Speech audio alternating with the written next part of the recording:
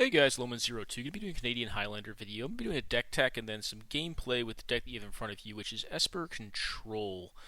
I have done an Esper mid-range deck before. This deck is significantly different, though. It's only an 11 creature variant of the build. It's not featuring cards like Geist of St. Traff, Ramaz, Thalias, Camballs. Doesn't really have anything like that going on. It's more of a kind of a big. I would call it big range. Like it's not quite all the way control, but it's a fairly controlling deck. It does what it has to do to try to stay low enough to the ground to interact with the decks that are out there that are very quick. Whether it be like Storm or Red Deck Wins. Well, still kind of having some big win cons in it. And at the top of the curve, you have stuff like Baneslayer Angel is my curve topper right now. Well, I guess I have a couple curve toppers. I have Baneslayer Angel as a finisher, which some folks may say is dubious. I mean, it is 2020, and this card's aging. But this card does really close out games relatively quickly, and if you're not in like a Swords to Plowshares environment, this card can just ranch folks, especially like red decks. If you are fairly stabilized, and you have them completed a card, you're at a reasonable life total. This card's almost unbeatable. I mean, they have to pretty much, draw one of the cards that prevents you from gaining life, or else the economy of their cards kind of just drops off a lot. They also have Batterskull plus Stoneforge Mystic. They are a package. One of the inspirations for building this specific list was the downtick in Stoneforge Mystic. I think probably the biggest recipient's probably Jeskai. But I played a lot of Jeskai, and I always am on the lookout for like making different Esper lists because I think it's probably one of the least played varieties of blue-based mid-range and control decks. A lot of blue-white, a lot of blue-red. And then when you get to mid-range, a lot of other different blue variety decks. But Esper tends to be kind of the one that is not played as often. I think it's often because folks try to build it as much like Jeskai as they can, and it can't be Jeskai. You don't have burn, is what it is at the end of the day. You don't have like the low-end burn, so your removal suite's going to be a little more high-endy in this deck. Like you are running a Supreme Verdict in this deck, a Toxic Deluge, to deal with wide board situations, to deal with board situations with at card advantage, typically speaking. And because we're running cards like that to deal with the board, we have less creatures in the deck, so we want our creatures to be kind of game enders or cards that have separate purposes from just being creatures in and of themselves. So anyways, yeah, we're a Stoneforge deck. As you can see, I also have Celestial Colonnade, Creeping Tar Pit. The one thing Esper does get is it does have the two best creature lands, I think, in the game. Creeping Tar Pit's great. Both these are great. They're just Planeswalker killers. They're very good at that job. Maybe with the exception of Oko. Oko's really hard to kill, but Creeping Tar Pit generally tends to chip them down pretty fast. I also really liked Castle Ardenvale. This card has really impressed me. If you're not familiar with the card, it's basically a New Age Kel'Joran outpost. Comes into play untapped if you control planes, adds white, so it adds white mana, and pay 4 plus tap it, 2 white 2. Create a 1/1 human creature token, this is actually a really powerful ability. This is a deck that is not oftentimes going to want to tap out. And this is something you can do in EOT just to continually apply pressure to your opponent. And these things do add up fast. Like just making 1/1s every turn. It's like Bitter Blossom in a way. It's a lot more expensive than Bitter Blossom, to do, but it's a means of providing value initially, like mana, providing mana in the early to mid game on a higher land count deck, and then eventually transitioning into just random win con. So yeah. I'm not going to go over the mana base ad nauseum. This is a Tainted Pact deck, so it is only running singleton copies of each land. It does have one Snow Island and one basic, just regular old island. In the deck, we are running Adakar Waste and Underground River, just so that we can run the Pact. I wanted to have like a tutor option in this deck. This is a recall deck for my 10 points, so 7 of my points are committed to Ancestral Recall, so I'm not on a Demonic Tutor spread. The previous Esper mid-range deck that I showcased, I believe, was a Demonic Tutor deck. It may have... No, it was a Demonic Tutor deck for sure. Obviously, in Recall, you cannot also run Demonic Tutor under the current available point spread, because Demonic Tutor's 4. Recall is 7. But as far as points go, we're running Recall, and then we're running Mana Drain right here as a one-pointer, because we do have some bigger cards like Baneslayers and Batterskulls, and then some Planeswalkers as well. My last point, actually my last 2 points are... Let me look here real fast, guys. I actually honestly kind of forgot them. Mind Twist. is another one, and then Spellseeker. So Mind Twist, Spellseeker. The reason I'm running these two, Spellseeker just finds Ancestral Recall, also finds Tainted Pact if I need to find anything else in the deck. It finds Mind Twist if I want to knock their hand apart. And it can also find like just board-based interaction, Swords of Plowshares, Path Exile, Collective Brutality, just hand attack. Finds anything you kind of need. And then Mind Twist, because we are a little bit more of a reactive deck. We have a higher mana count, and against some other control decks like blue-red, like one of the boons that we have over those decks is that we do have the ability to hand attack.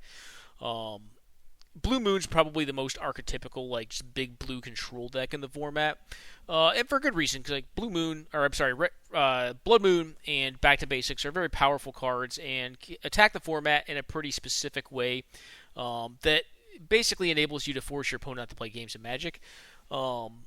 But the cool thing about this deck is, like, if you're looking at like blue mirror matches, like the hand attack is very beneficial in those situations, because you're able to knock apart, like, the blue-red decks have a lot of burn, right? They have a lot of burn in them because they need to be able to control the board, basically 1-for-1 with like the more aggressive decks in the format. Whereas this deck has, like, sweepers, has point removal still, but it has mostly sweepers in it to deal with creatures. But against those decks, like, they don't have as many specifically like relevant cards. Like, they have blue cards that are relevant, like their counter spells, their card draw, and then like their moon effects and their planeswalkers. So having effects like Mind Twist, I think help out in the blue matchups. It also helps out against combo. Just like knocking this thing out there for 2 or 3 cards is like really big against combo. You can just totally muck their hand and basically cause them not to play a game of Magic. So yeah, those are my points, guys.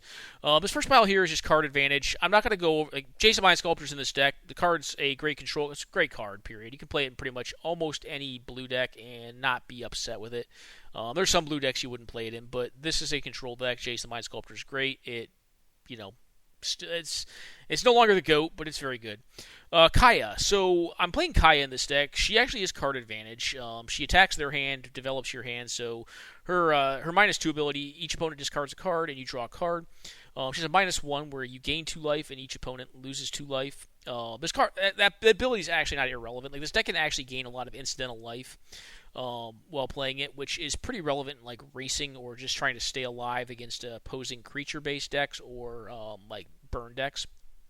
But realistically, she's in here for the -2. The other interesting thing with Kaya is, like, she can't blink your creatures, so like Spellseeker is in the deck. We do have a couple creatures that have ETB effects.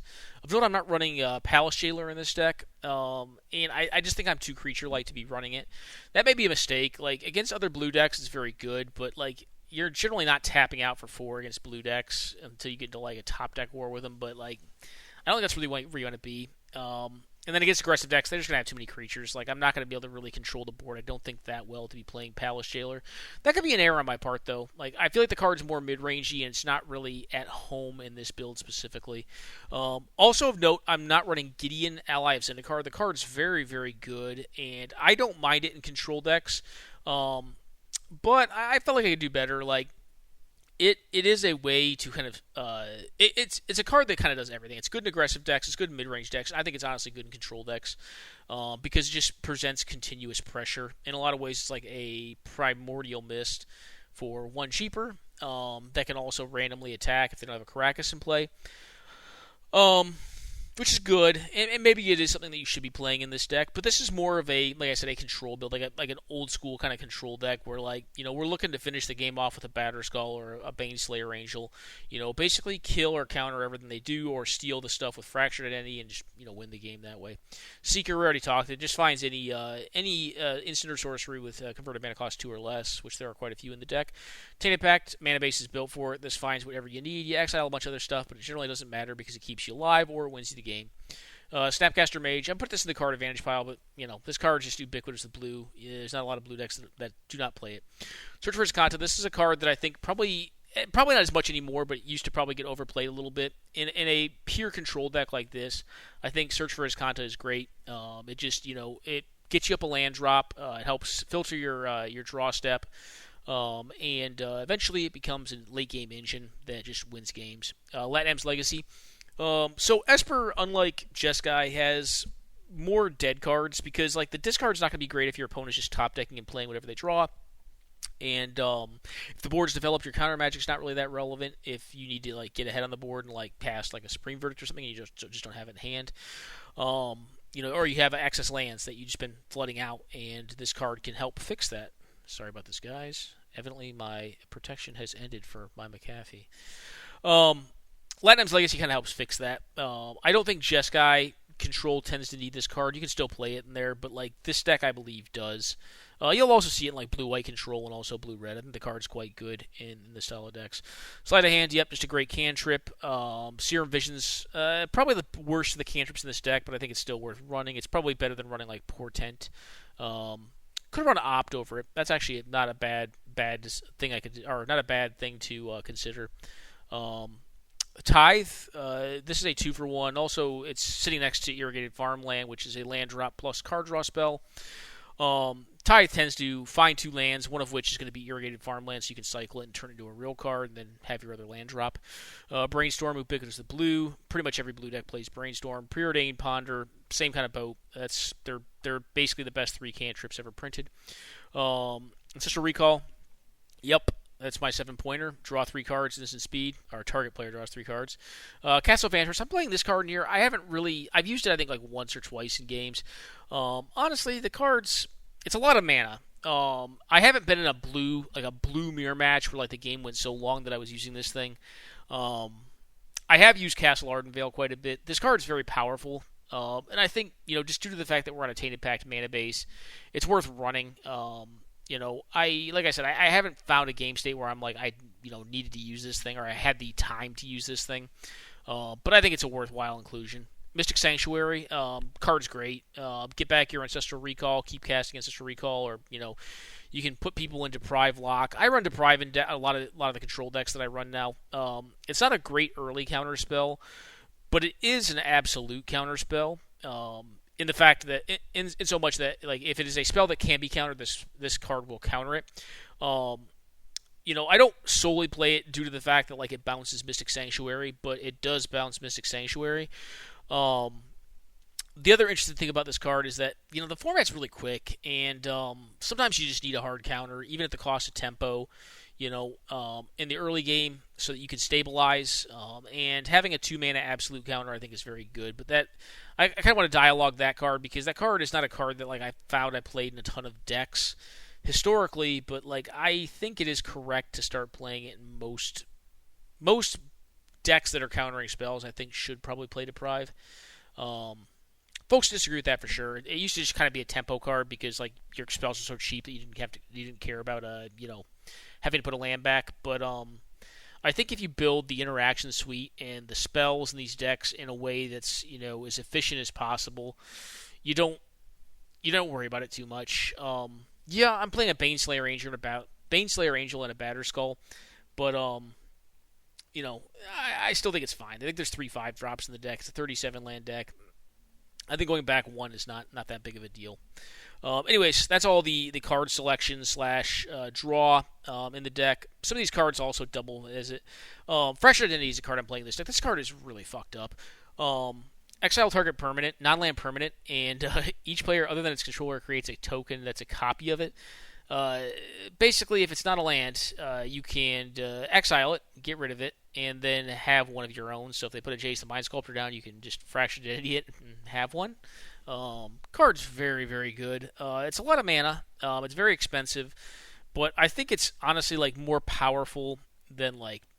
I don't know if it's more powerful. Like Treachery is a very powerful card, but this card like does what Treachery does like times 10 because it gets rid of Planeswalkers, artifacts, anything, enchantments, Birthing Pod, you name it. It's a hard removal spell that also doubles as a threat.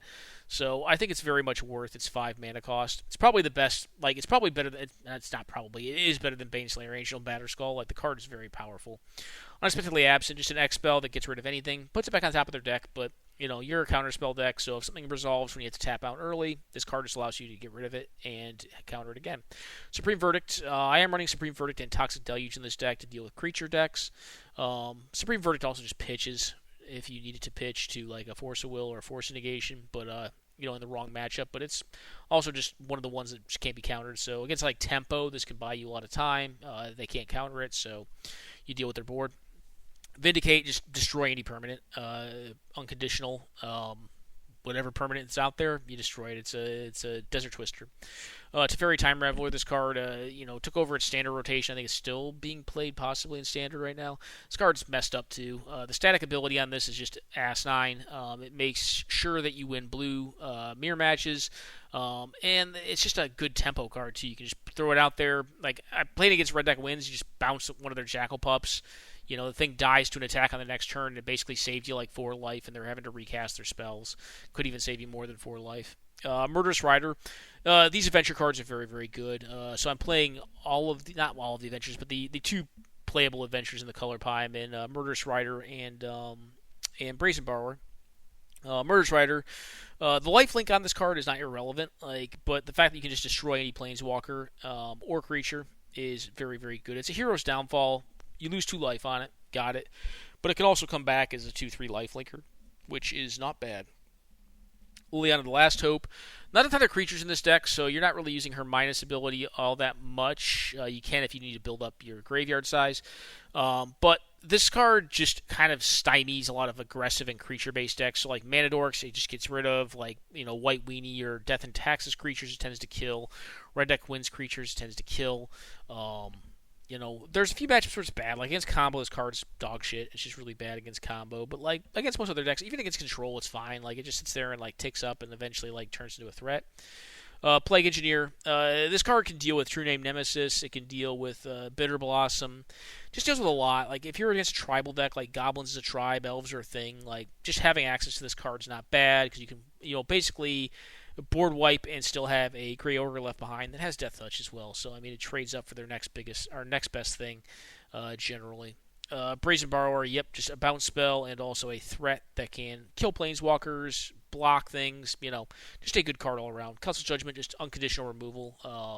I guess it doesn't kill lands, but basically destroys everything else. And this will kill True Name Nemesis. It's not a targeted spell, so if it's a shrouded thing, you can kill it. Just says name the thing and it dies. It gets exiled rather. Go for the Throat. I'm playing this because creature decks are a little bit bigger online, and I also like Go for the Throat. I think it's a fine rate for what you're getting. It doesn't kill artifact creatures, but most creatures in the format are not artifact creatures. Mostly it's like Tarmogoyfs and stuff like that. And I think having access to a removal spell, this could actually be Malicious Affliction. But I believe that's non-black. I have to double check. I'm actually curious now. Malicious Affliction. Yeah, destroy target non-black creature.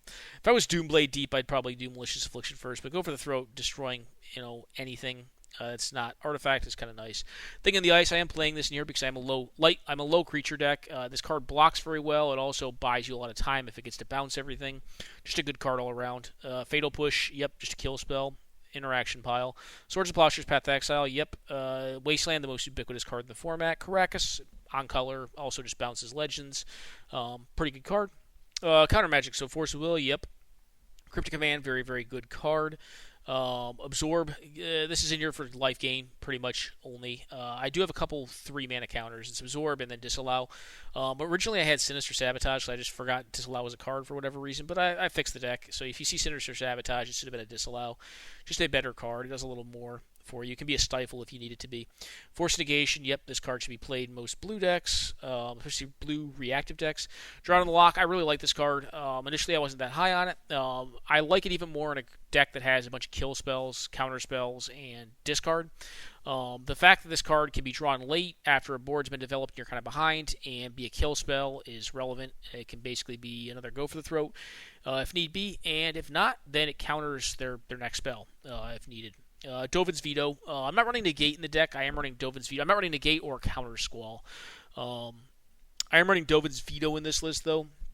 I think it's just very powerful. Against decks like High Tide or Storm, Veto can be relevant. Maybe not Storm, but High Tide, other blue decks, Veto is just a hard nope. There are ways. You can exile it. You can Narset's Reversal it. There's a couple things you can do to counter Veto, but it's not an easy one to counter. You can Venser it. Not a lot you can do to get rid of it, though. Mana Drain. Mana Drain, very, very powerful cards, pointed card. This deck is playing some bigger, what I would traditionally call donkey cards like Batterskull and Baneslayer Angel. But I think they're made better by a card like Mana Drain. Because if you can get them out on turn 3 or 2 or 3, I'm sorry, 3, turn 3, that's quite good. Deprive, yep, already talked this card. Counterspell, yep. Remand, pretty much most every blue deck. Miscalc, not every blue deck, but this is a control deck, so you're running it in here. Memory Lapse, I'm very high. I think this card's great. I don't think folks appreciate this card enough. Yes, it goes back to the top of their deck, but if it's a shit card, like they're redrawing that shit card. If it's a good card, yeah, I mean, you have to deal with it next turn, but you have bought a whole draw step, basically. Mana Leak, yep, ubiquitous. Daze, not in every deck. I used to not play this in Control, but with the speed of the format, you just want cards like this. It's also a good proactive counterspell if you're playing a 4-mana Planeswalker or Baneslayer Angel. You need to be able to counter something on the backswinger, like maybe a Batterskull, whatever it might be. Spell Snare and Pierce, yep. Not every blue deck for Pierce, but Snare is pretty much in most blue decks. Pierce, I think, is a great card in general, and in Control, it's just fine. Already kind of talked the win cons, so you have the Batterskull Stoneforge Mystic package, the Baneslayer Angel, which right now I'm kind of high on, and I just enjoy playing this card too. This card is just a big behemoth that is very difficult. It's impossible to race. It's it's not impossible to race, but it's very hard to race. Celestial Colonnade, Castle Ardenvale, Creeping Tar Pit already talked. All right, so the hand attack. Some of this is multimodal. Mind Twist is not. That's just a hand attack spell. Very good one. Maybe the best ever printed, but it's very good. Esper Charm can be a hand attack spell. It's target player discards 2 cards, and or you can choose to draw 2 cards with it, and destroy an enchantment, which is kind of a weird ability on it, but it's the white ability on the card. Being able to destroy a Blood Moon's not bad. Do enchantments come up sometimes? There's not a ton this deck cares about other than back to basics and Blood Moon, because we are primarily a non-basic based mana base due to Tainted Pact. But this card is really good. I mean, it does enough of everything that the flexibility on it I think is worth playing in this specific style of build. Vendilion Clique, a threat plus hand attack. It's not actual discard, but it is hand attack. Card's very good. Played in most blue decks that run creatures. Gerard's Verdict. This card's maybe a little more questionable. I do think it's very powerful. It's a 2-mana discard spell. 2-mana discard 2 card that can gain you a significant amount of life against more aggressive decks that are not going to want to discard their actual literal magic cards. They're going to want to discard lands. And against Control, just very, very good. Just chipping away at their hand resources. Against Combo, also very good. Hand attack tends to be good against them. Gerard's Verdict is definitely no hymn to Turek, but it's quite good, I think. Clutch of Brutality, pretty ubiquitous with any deck that runs hand attack. Duress, Inquisition, Thoughtseize, yep, they're played in most every deck that runs hand attack. Kaya, I'm playing her in this deck. I actually like Kaya quite a bit. She deals with a lot of the efficient threats that are in the format, can blow up a Soul Ring, a Mox, a Crypt, and also can pressure the Graveyard Zone, which is something that I think traditionally has been more of a problem area for Jeskai and Esper. I mean, there are cards in both that can threaten the Graveyard Zone, but they're really generally not that great. You're not going to run a Rest in Peace in your deck, You can run a Nile Spellbomb, which I've done historically. I hate running Nile Spellbomb.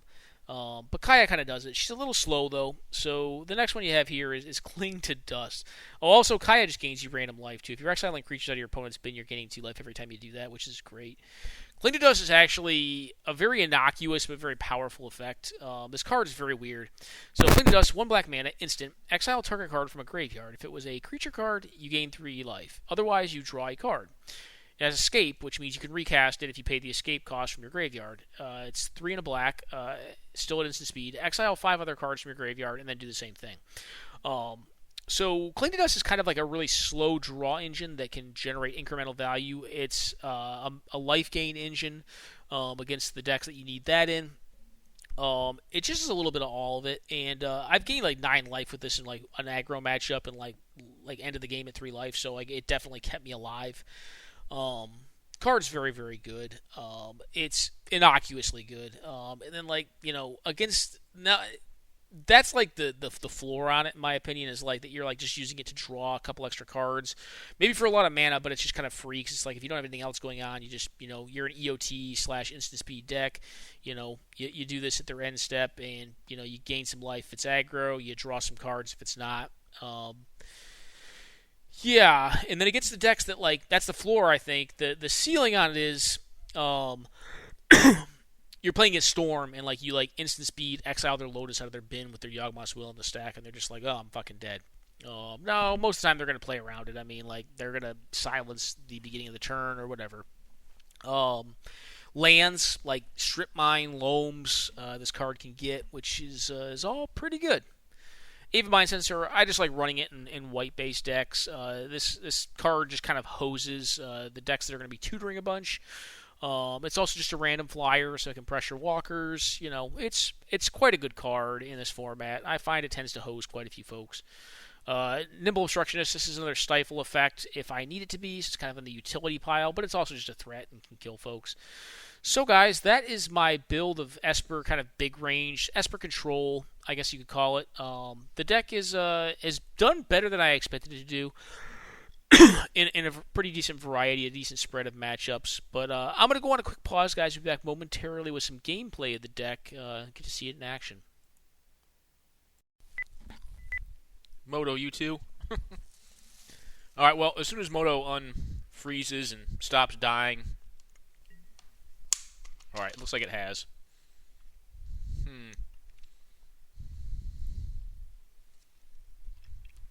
We'll get some live gameplay. Live gameplay is always a little more tricky because when technical difficulties come up, someone else is actually also involved in it. This hand's a bit risky as far as mana goes, but I think I'm going to keep it.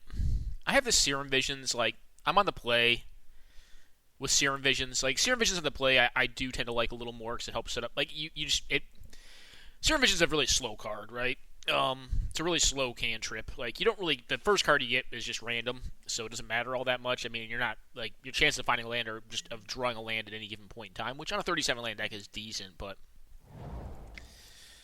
it sets up turn 2 draws, though, which is kind of nice on the play. This is kind of exactly what we wanted to see. Do I need both lands, though? I don't know if I mind both lands, because I have this Mystic Sanctuary in hand. I don't really have a way of getting rid of it, i.e. Brainstorm right now. Alright, well, I'm going to top. There's a chance, I mean, the other downside to keeping this hand is that I can't turn 2 Gerard's Verdict, but I don't think Gerard's Verdict is its best on turn 2. I may just actually shuffle anyways, just take that one land I kept. Alright, playing its Please Await. This is loading from the Discord. Actually, I don't think we've ever played before. So we're playing a black deck.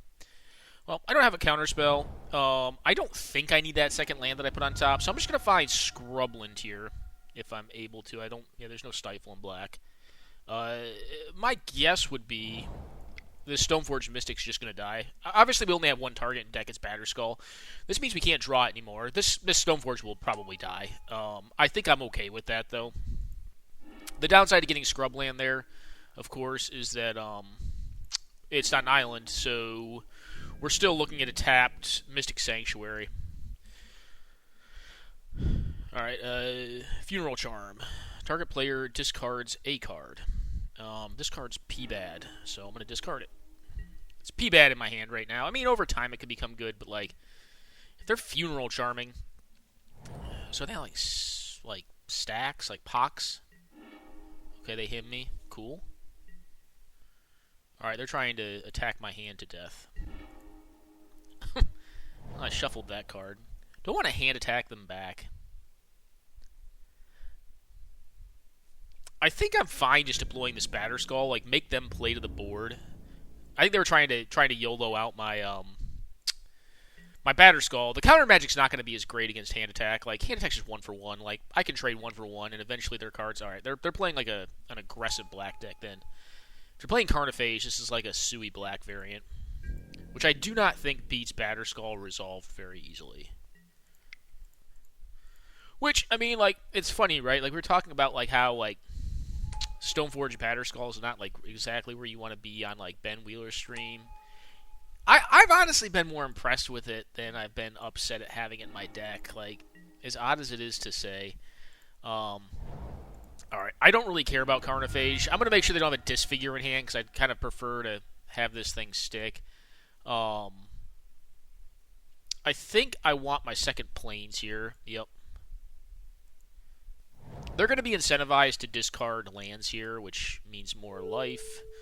Gerard's Verdict gets better when both players are low on resources like this because the rest of the resources are probably relevant for their game plan. Okay, we get Cling to Dust and Phyrexian Arena. Alright, this is an interesting deck they're playing. I don't exactly know what's going on. But I do think it's going to be challenging to race a Batterskull. So they're saying they're going to attack with Phage, they're going to block with it. Alright, Bitter Blossom is an infinite blocker. But, it's a force field. The black force field is what it's going to be here. Okay, we're just going to sideboards. I still have this Creeping Tar Pit, so it's for a turn. 3 damage and 1 life loss a turn with them blocking. But me, just going up on life for a long time. I don't think I mind our Sui matchup. I mean, Sui black, or black... This looks more mid-rangey. Phyrexian Arena is kind of an interesting one. Not bad, but, interesting. I'm going to keep this. But they have, stuff like Cling to Dust and Phyrexian Arena. Okay. I think I'd take Preordain if I were them, but I don't know. I could see them just taking Drown in the Lock because it's board impacting. It's just Counterspell. I think Drown in the Lock's better against their deck than Preordain is. Plague Engineer is going to be good. I'm just going to go ahead and Preordain here. I think I'm good on lands for now. Lanham's Legacy is not a bad one. It's slow, but we'll look to cast it probably turn 4 or something like that. If we don't have to counter something. Plague Engineer feels like it'll be good. Against a deck that's running Bitter Blossom, I feel pretty solid with that. Alright. What is this? A Human Warrior. Okay.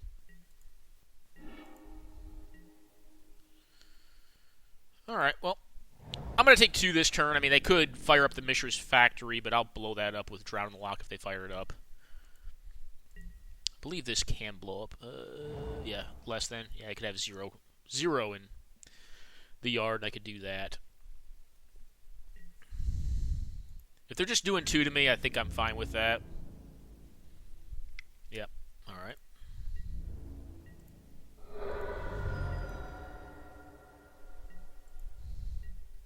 Okay, well, if they're going to do nothing, then I don't think I need Vendilion Clique. Clique is a thing that can block, though. I'm not going to get rid of my land. I'm just going to go ahead and get rid of the Clique here. Draw 2.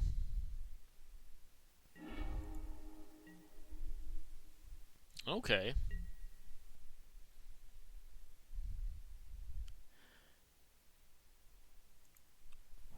I feel like I've got some time. I'm going to wait. I'm at 18. Black does have some reach. It's got, Fruit of Tartarus is a new one, or Tartarus. You have Soul Spike if you're going that deep, but I don't know if they're going to be going that deep. Karavak Spite, obviously.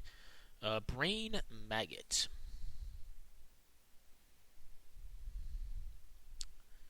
It's turn 4. They haven't played their land yet. It's an insect.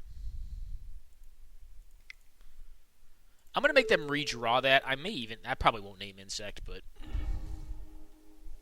I'm going to at least memory lapse it. If they don't have their land, this is just 2 damage again, and they have to draw the same card.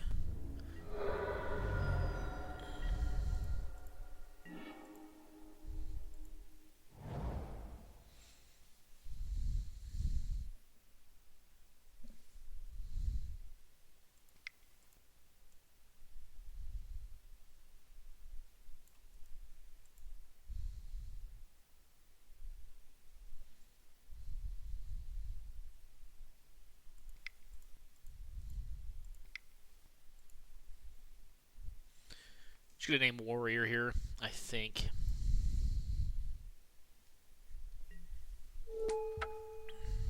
Or Human. Human's probably better. Human? Let's do Human. Let me get Bob and some of the wizards they may have. Zombie could be a good one too. Rogue obviously is one that, against the Bitter Blossom is pretty good. Just turns it into a slow burn spell for us. And like a dismember or something. There's a possibility. I mean, they don't have land, so we know that. Brain Maggot, I have to reread. Yeah, so this is going to happen. I kind of wanted to save this to fetch for Sanctuary to get some value, but I'm just going to go ahead and pop off the Swords to Plowshares right now. We will get a Tundra. Pretty much perfect fixing right now. Yeah, if it was Mesmeric Fiend, if you do this line, you just have a card exiled permanently from your hand, which is not the way to go. Like that one in Tide Hollow Sculler. But Brain Maggot, it's just not going to take anything because it died. But they do get to see my cards. If we can find a land, that card's going to probably get them. I mean, they could have a kill spell in hand too. But I still think I'm going to just jam it. And if they have the kill spell, they have the kill spell. But they're kind of... I'm starting to stabilize pretty well here. And I feel like it's going to be tough for them to get back in. Although, they haven't been doing much, and they just hit their 4th land, so they could have, like, a Kalitas or something. Alright. I think that is fine. I think I want to cycle here. I think I want to cycle the Nimble Obstructionist. I don't really care all that much about this Plague Engineer. But I just want to get to my next land drop. And this also eats up 3 of their mana for 3 of my mana and gives me a free card off of it with them losing the card advantage they would have gotten off of this card right here, the Gatekeeper. All right, well, there's the land.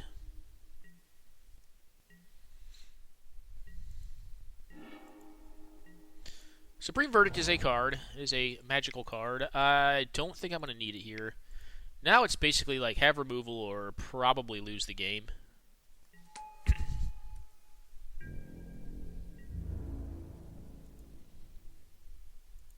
I'm going to hang back. There's a chance like they have a Dark Confidant. That is a way they could possibly like draw into what they need. All right, they had Snuff Out. Okay, that's good. That at a minimum makes our Supreme Verdict more live if they just deploy a bunch of weird, like a bunch of threats. They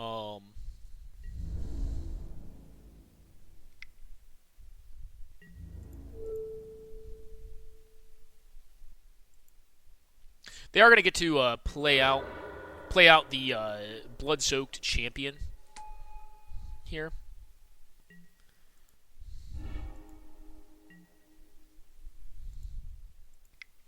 We'll go ahead and brainstorm Serum Visions here. Stoneforge Mystic. I'm going to take... Oops.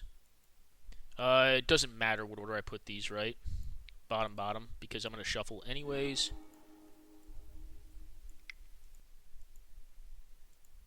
Oop. Can't tap. And we'll go ahead and find the Batter Skull. And have up interaction for their turn.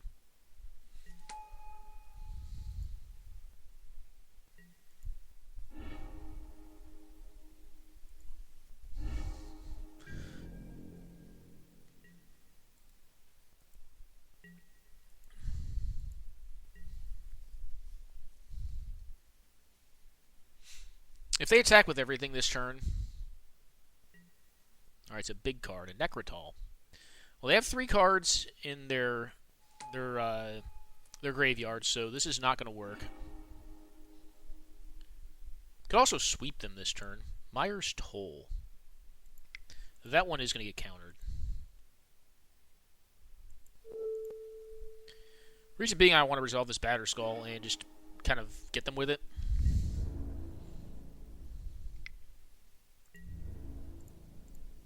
And that would so this is a swamp counts as 4 cards. I have 4 cards in hand, so I could not hide my Batter Skull. We're not at island count yet for this card, but I'm going to play it out regardless and hope to hit another island at some point. Could have a kill spell for this thing. If they do, they do, but we're at a pretty healthy life total. So if we have to replay it, we can. If we need to like Supreme Verdict the board as opposed to like getting it back into hand, then we can do that too. We're 2 mana away from like doing the full Monty where you pay 3 to return the Batter Skull and then pay 5 to replay it.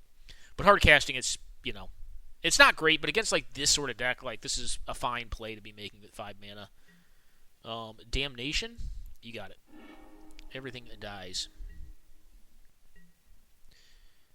Alright. That's actually like one of the lines I was possibly considering. I think I actually want to play this land. Yeah, I do. I actually want this land. Batterskull is really mana intensive. It's a very mana intensive card. So you definitely want to have your lands for it, and it's also an island. So it sets up the. All right, yep, that's fine. It sets up our Scalding Tarn to find the Mystic Sanctuary. And if I'm correct, we also have 2 left available. They have a bazillion cards approximately in bin. Yep, you got it.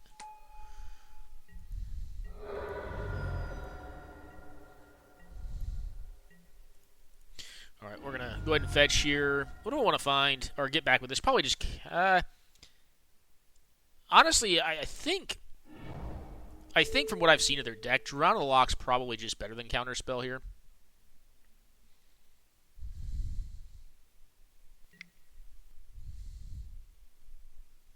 Okay. You got me.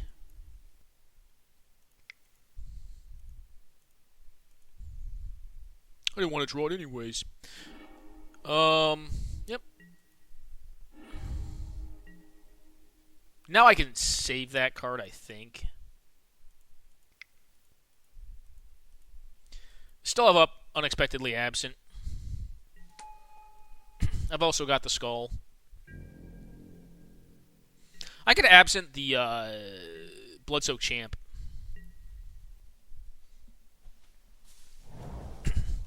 Their deck is really bizarre. Like, Damnation in this deck is, it's like a mix of, like, MBC. Okay. The card doesn't really do much against what I've got going on here. This is only non-token.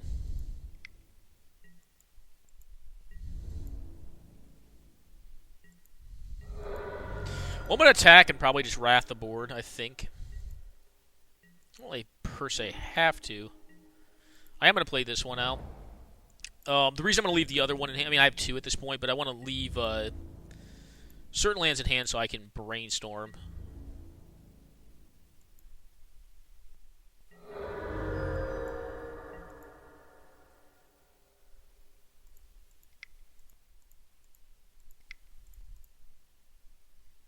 Oops.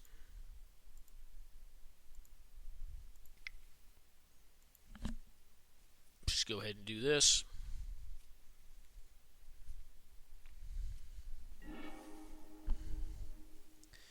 I'm at a respectable enough life total that, like, even though they're going to get back this Bloodsoaked Champion and hit me for 2 at the factory, like, they're going to have some pretty amazing top decks to kind of get out of this. Yep.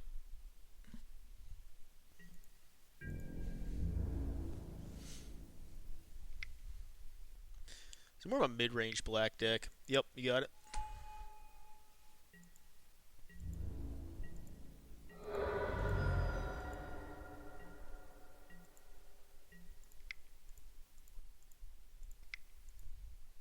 They're running Funeral Charm as well, so keeping the Dark Slake Shores in hand allows me to discard it to Funeral Charm. Cling to Dust, a pretty big one.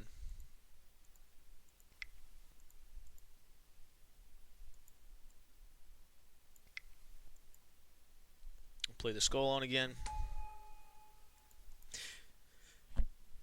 Pardon me. I'd rather not have to fetch here if I don't have to, but this does allow me to leave up Cling to Dust plus Unexpectedly Absent. I think they're just drawing, but I want to save Unexpectedly Absent for something that's more relevant, I think. The Plague Crafter. Okay.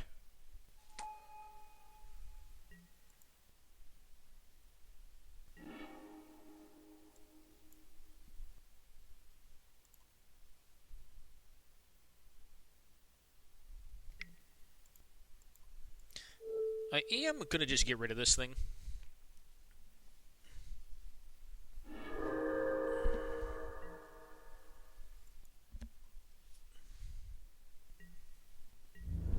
I don't get to return my Batterskull this way, but they also don't get back their thing for free. And I can just do it all again.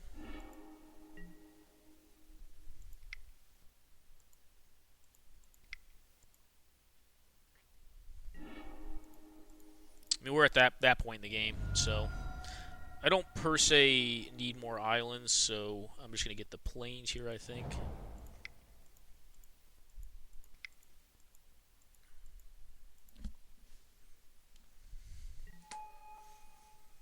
Batterskull is one of those things that's it's very easy to temporarily deal with it, but unless you're in red or white, it's pretty hard to kill it. That's why I'm tapping out for it here. I probably wouldn't do that against a deck that's running a Braid or Kolaghan's Command, but I don't think they have, unless they're running some crazy colorless cards, I don't think they have a lot of ways of dealing with it. Okay, they TDL the board.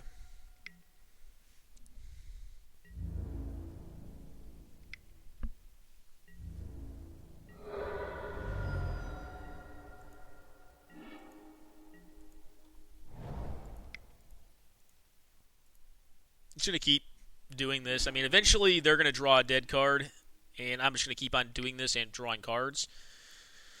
So, you can see, I mean, my life total's gone down a bit, but it's still higher than theirs, and they have to contend with this card.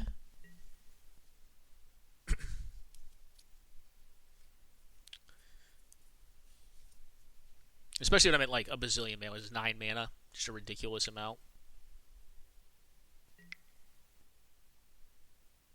Okay. They can drain me.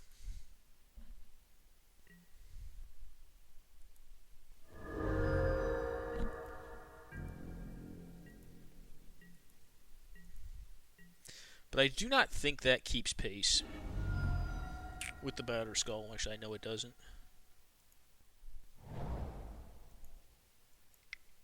I'm just going to go ahead and tithe here. I don't think it's going to get better than this. I guess I could save it as a shuffle effect. I could have saved both shuffle effects. That's probably more correct. Yeah, that was probably bad on my part.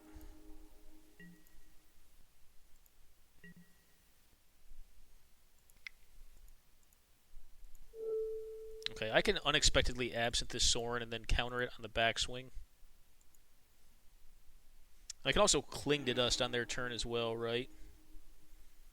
So I can play this land down tapped.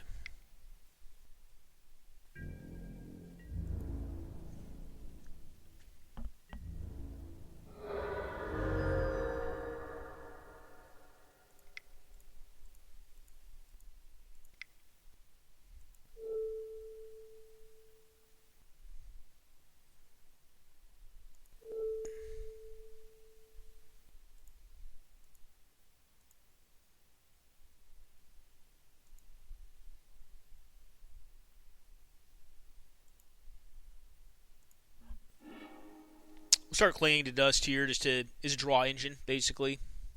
Just to start cementing our advantage. I don't really need more life. Spellseeker is a hell of a card. We know what they drew. We're just going to counter it here because they don't have the 2 extra mana to pay for it. We may see a concession here.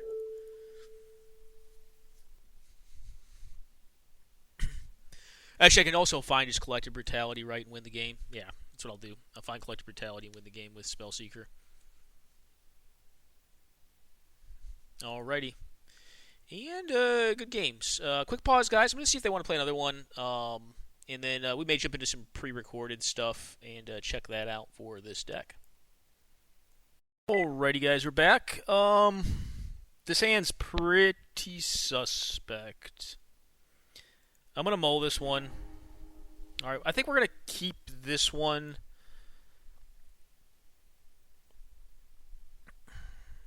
Yeah, we'll get rid of the BSA. BSA is a great card, but it's not one you really want to see. 5 drops are not cards you want to see. That's why you can't play a ton of them, in my opinion. You don't want to see them in your openers. Alright, Factory in the rack. Alright. Well, my hand size is decent.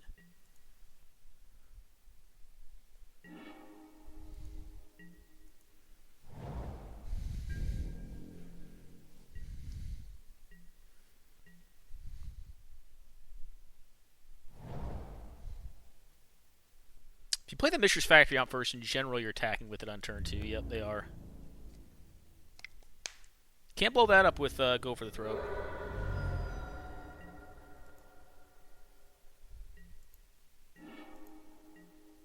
Alright, well, we are going to leave Deprive up. And then next turn we'll probably just look to Mind Twist them, or we could Vindicate if they don't make a land drop this turn. We could Vindicate, like, maybe we Vindicate the Rack, I don't know. Alright, they have Cabal Pit. Skull Clamp's annoying, but I can Vindicate that.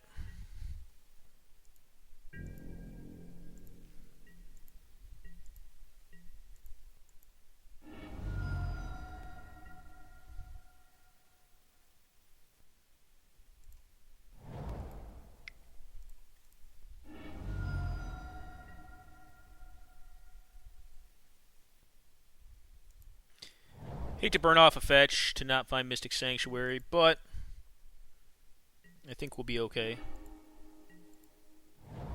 I don't see Mind Twist getting much better, so I'm just going to go ahead and do this and hope they don't, like, top deck a really good card. Alright, Plague Crafter and Soren Markov. Okay.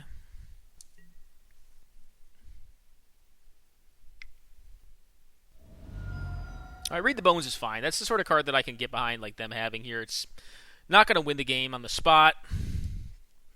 Of note, though, even if I do top deck the land, Jace is going to have to get plus because the Clamp plus the Factory can be dangerous. Okay, I can kill that if need be. I should actually. Should I Vindicate? Just Vindicate the Skull Clamp probably makes the most sense, right? What I like doing is Serum Visions. See what we're working with here. Oh. Alright, well, I don't want this, but I think I do want her. It's a pity I'm not going to be able to cast her next turn.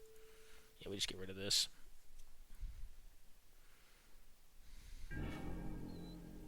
Keep them off of cards. They'll probably just hit me for 3 here, be my guess, unless they draw something really good. Oh, okay.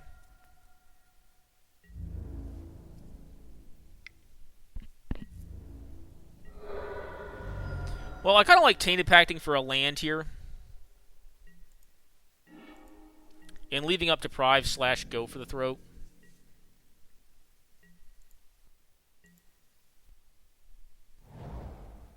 Okay, the Frostwalk Bastion. Mm-hmm.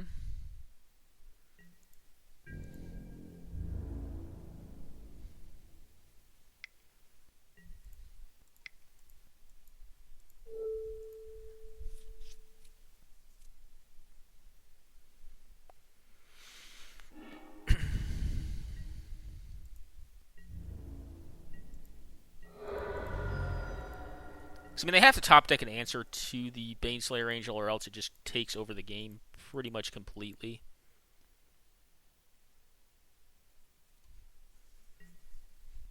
Don't want that one. Don't want that. Nope. Nope. Sunken Runes will do it. Just any untapped land would be good here. I am going to be taking... No, I'm not going to take damage off this. Is it 4 under? Caracas is interesting. I was making fun of her in my opener, but I managed to find her again, and at this point in the game, she's quite fine, especially if they don't top deck removal. They don't have 7 cards in Graveyard yet, so they can't activate this, so I don't think that would matter. Actually, this thing has first strike, so it doesn't matter. I have to read this card, too. Yeah, that's fine. I'll take damage off the rack. They can take my Deprive.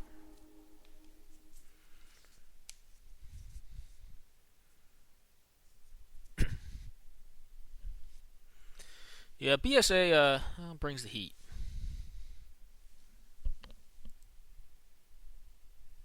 Deals combat damage, so I can block this too if I needed to.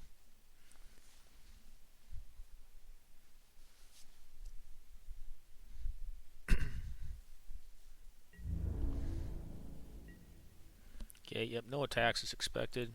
Take some damage off the rack. That was a good draw.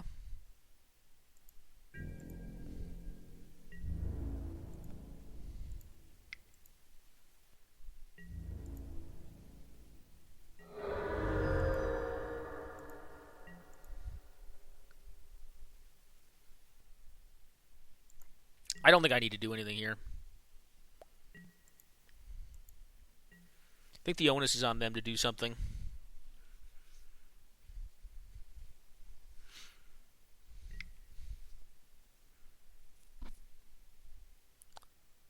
Sure.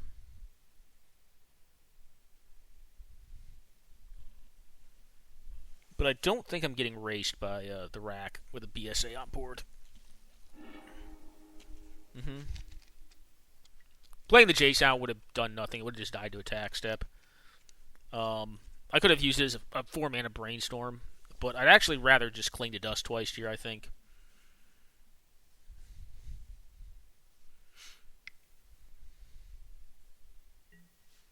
Okay.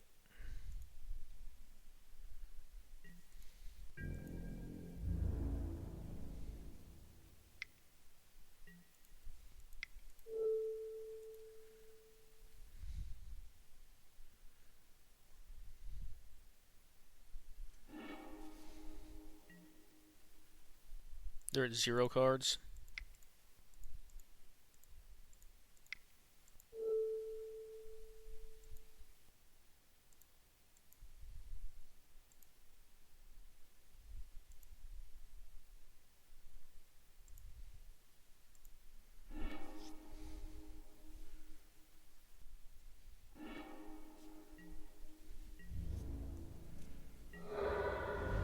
This will also mitigate rack damage.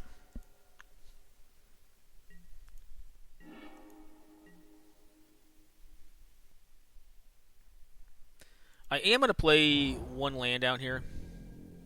Reason being, if I do need to miscalc, I'm going to have enough cards at that point for Cling to Dust to be escaped again to draw more cards, which would be nice, and or gain life if I really have to. That is unfort. So what I'm going to do is this.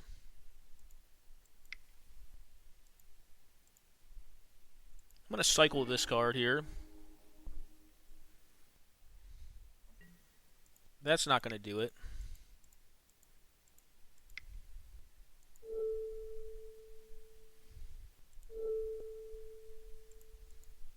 There is a downside to this in that I'm a Snapcaster deck, and being able to Tainted Pact again would be nice. But you got to play with the information you got right now, I think. Alright, Supreme Verdict. I have a lot of Wraths.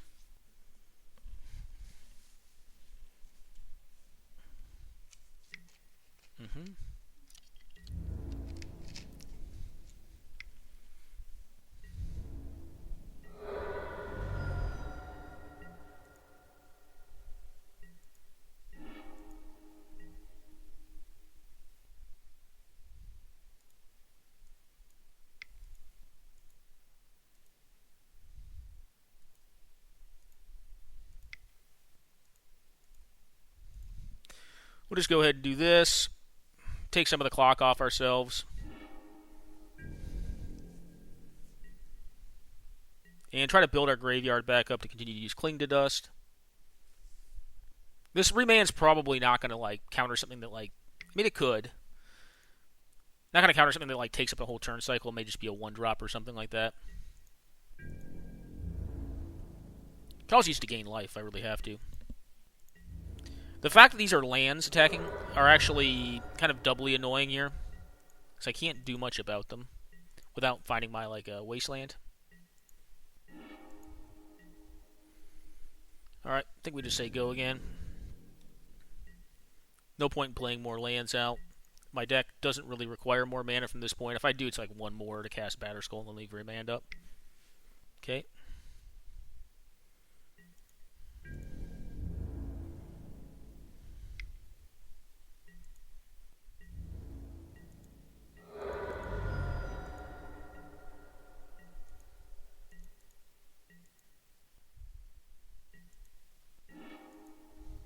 Well, sometimes you call them. I don't feel too bad about mising this. My opponent did mise the go for the throat kind of, off the top deck with nothing in hand. So, finding this is not, exceptionally lucky. It is lucky, but I've also seen a lot of cards.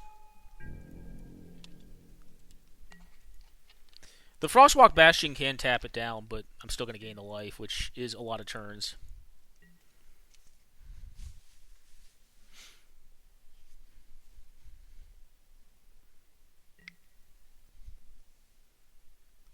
Sure.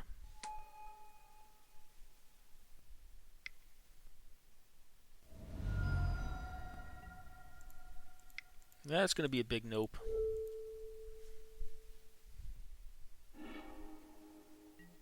Would like to draw some non-lands here.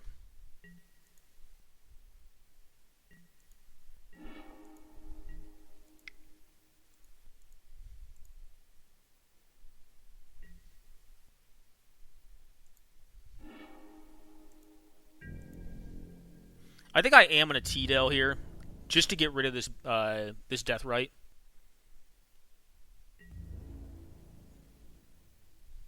Okay, they're going to block. All right. Any need to play land out? Nope. I guess if I draw like a counter spell and I want to also Cling to Dust, I could want to play a land out there. All right, well I can Cling to Dust anyway, so I found a 1-mana Ancestral Recall, which is pretty good.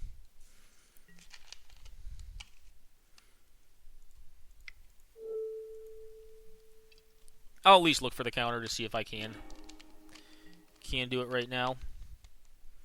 I cannot, right? Nope.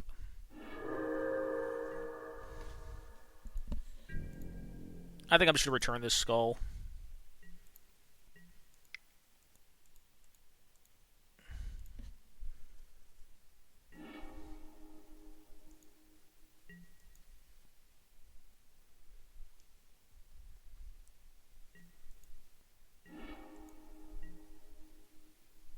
Island count?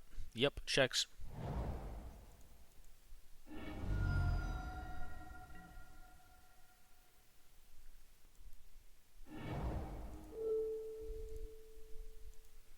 Get to see a lot of cards here.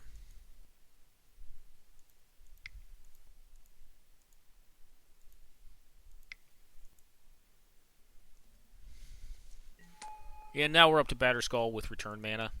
So even killing it doesn't really do all that much. I think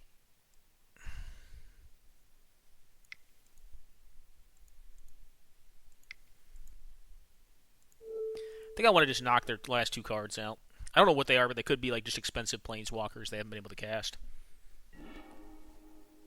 Okay, Toxic Deluge. Alright, so that was a turn plus the Noxious Gearhulk, which is another turn.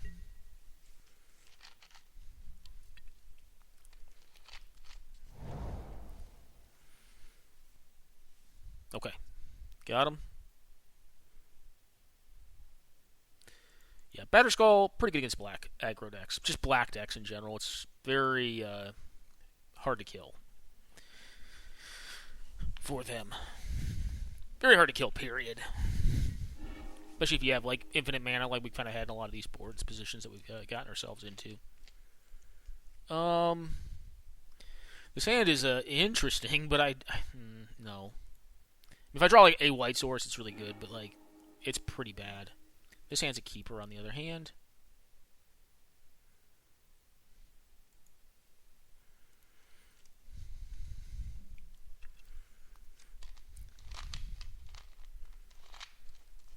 I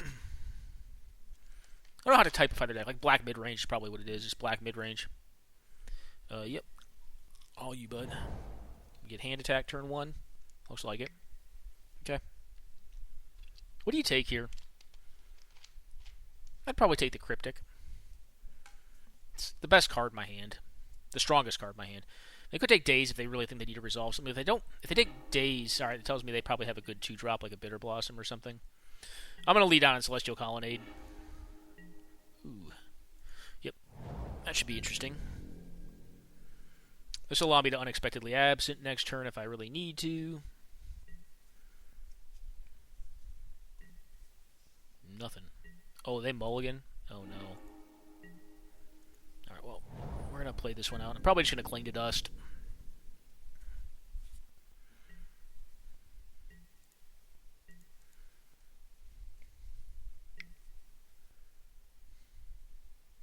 Okay.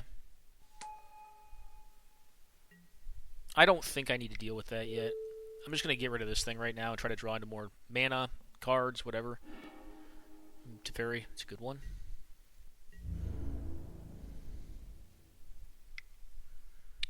Now, I'd rather not expose this Teferi to just dying to this card. This card's interesting in their deck, though. Like, I'm a little confused. Like, there's just a lot going on here.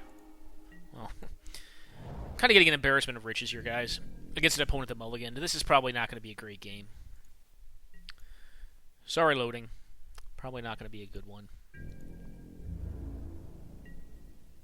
They don't want to attack? Okay. Well, I'm going to take a look at the options I've got here. Okay. I am just going to kill this because I want to get this Teferi down and just start going to town with it. Be cool if draw an untapped land here. Alright, not untapped land.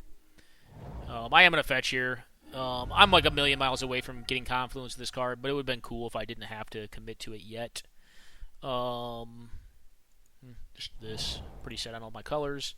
Alright, and we'll do this. I could just draw here. I actually don't mind just drawing here. Alright, yeah. Sorry, man. Not a great game. Alright, guys, quick pause. This last one kind of sucked. I mean, they mulliganed. They didn't hit lands. You know, we drew into an Ancestral. We had removal for their 1-drop. And, you know, yeah. Yeah. It's a resource avalanching game, so not much to it. Anyways, guys, quick pause. We'll be back momentarily.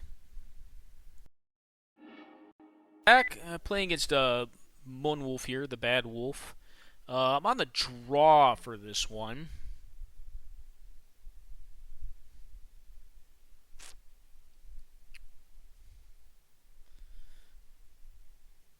I think I'm going to keep this, but it's a little suspect.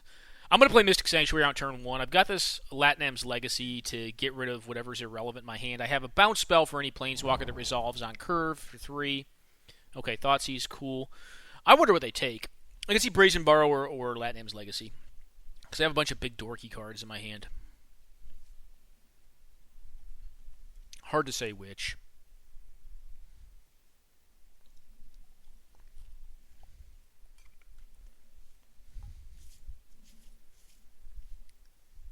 The thing is, if I do hit lands, like, then these big dorky cards become big power. They're powerful cards. Cryptic Command and Fractured Entity are no joke. Another black deck, eh? I think Bad Wolf tends to play black-green. Okay, they take the bounce spell.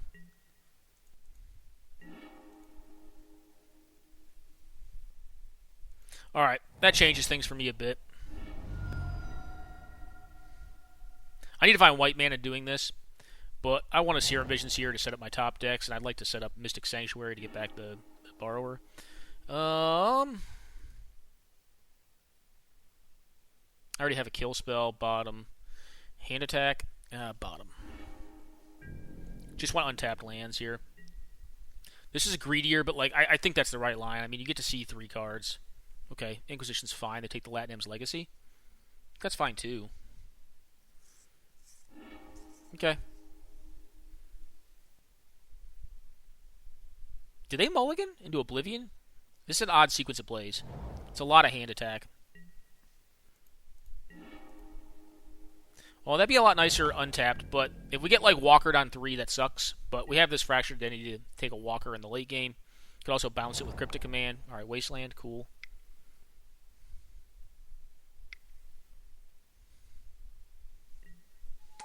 Alright, Kaya, it's fine. She's annoying.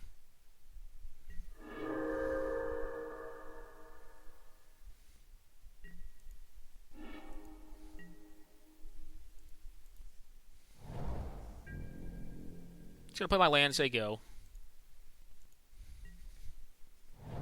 The Wasteland is doubly annoying. I mean, if they have a 4-drop Walker... Alright, sick. Oh, fuck. That card's gonna be bad for me. I can Fractured Identity it.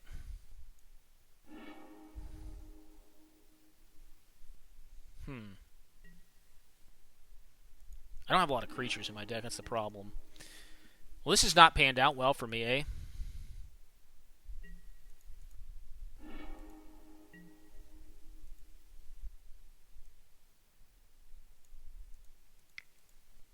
Well, let's find some mana.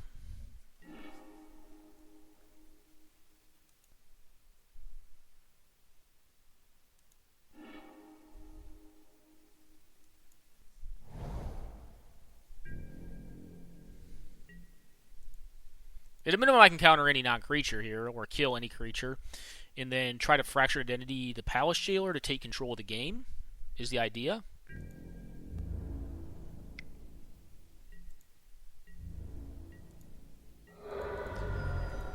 And they're probably going to wasteland me here. Okay, yep.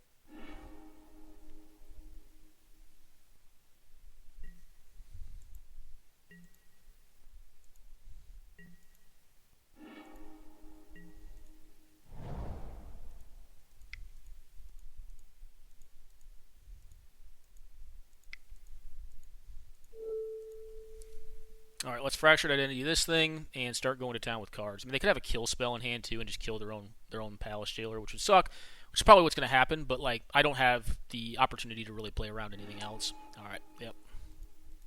Cool. Well, this is what we want to see. They have a flash threat. If they do, I can just kill whatever they play. Alright. Alright, yeah, they have like an even mind sensor.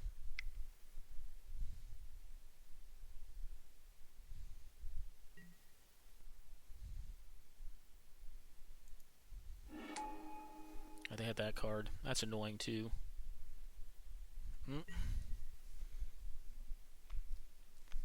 Ooh, actually I can, if they tap out for something, I can activate the Celestial Colonnade, then blow up their spirit. That's being hopeful, but...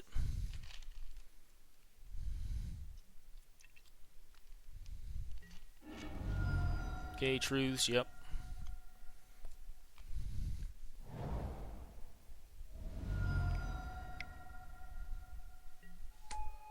Okay.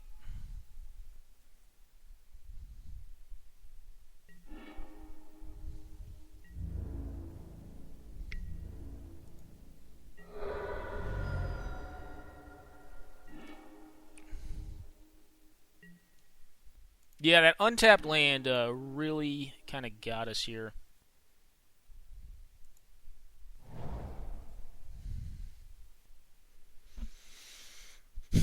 Four cards in hand.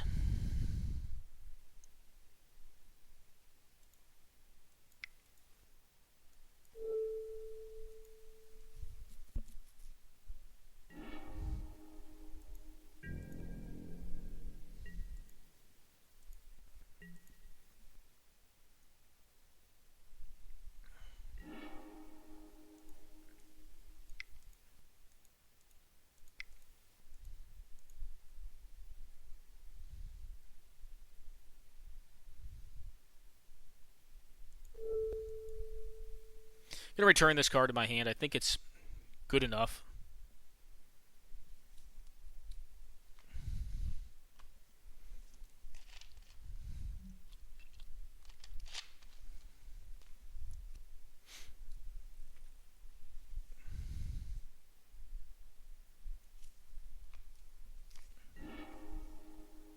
Ooh, Creeping Tar Pit. That's a good one too. It's actually cheaper to activate. I'll probably play that one out.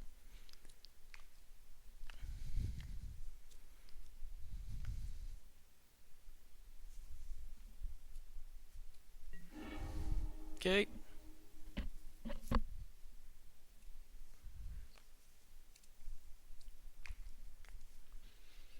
Well, still not looking great, guys. Hoping to fade like some big donkey walker here.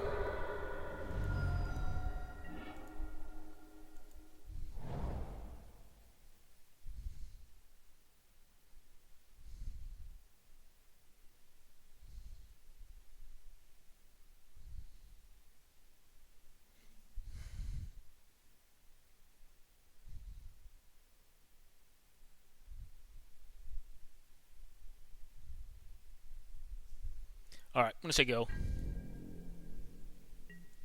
Got 8 cards in exile.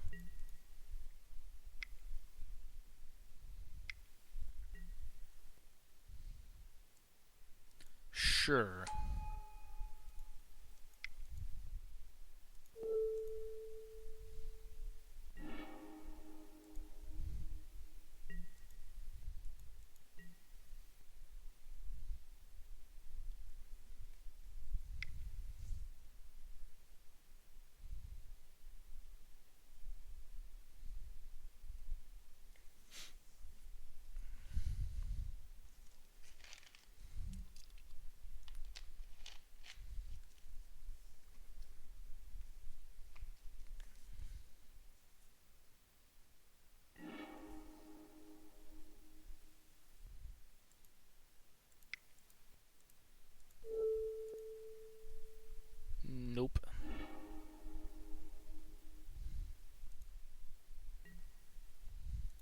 you got two of my guards. Are going to damage me.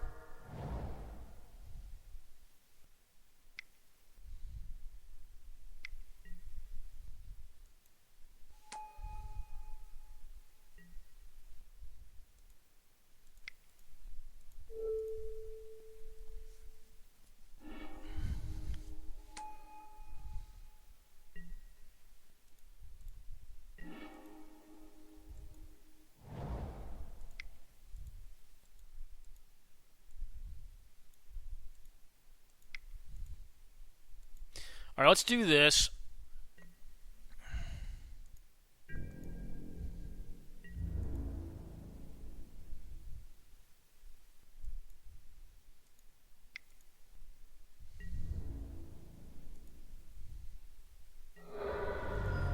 Get to some cards here.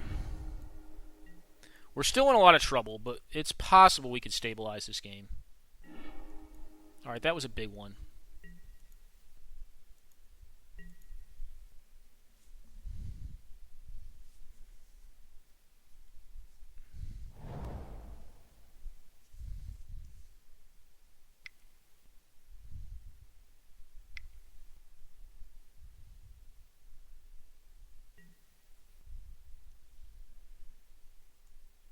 Okay.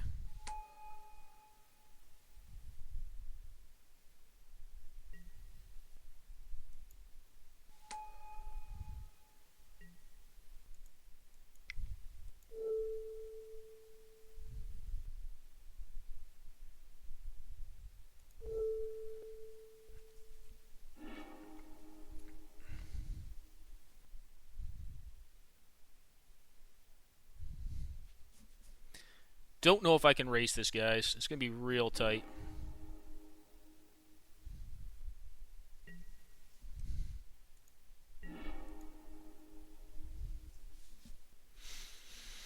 So I attack, knock out the Nissa, and have Kaya to knock out the Pirate.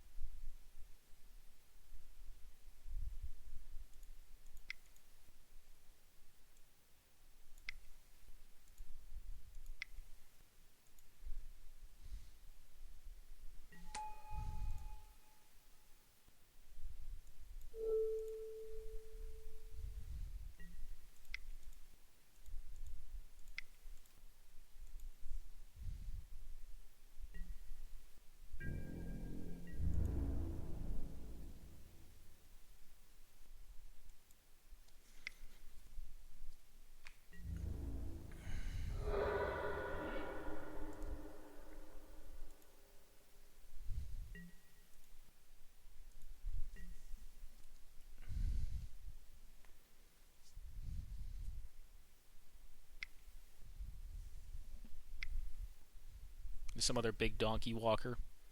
Alright, yep, you got it. But there were two of them in play. Oops. Maelstrom Pulse. They're probably lamenting that.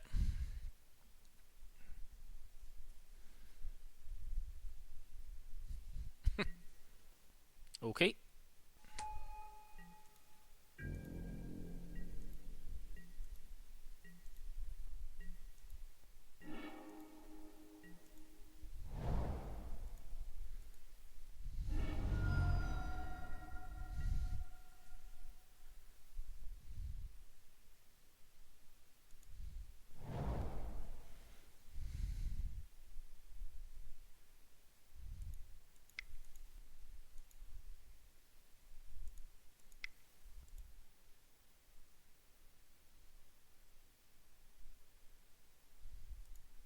Let's do a double check here. Yep. Just want to make sure Swords to Plowshares is left in my deck. Is there a better thing to tutor for? I can tutor for Tainted Pact too. But I do need to kill off this Pirate. I'm going to bury this card, and then I'm going to shuffle I'm going to put them in a place where they can choose to shuffle their deck if they'd like. I'm actually not going to get Ancestral Recall here because I cannot block this thing since it's Menace.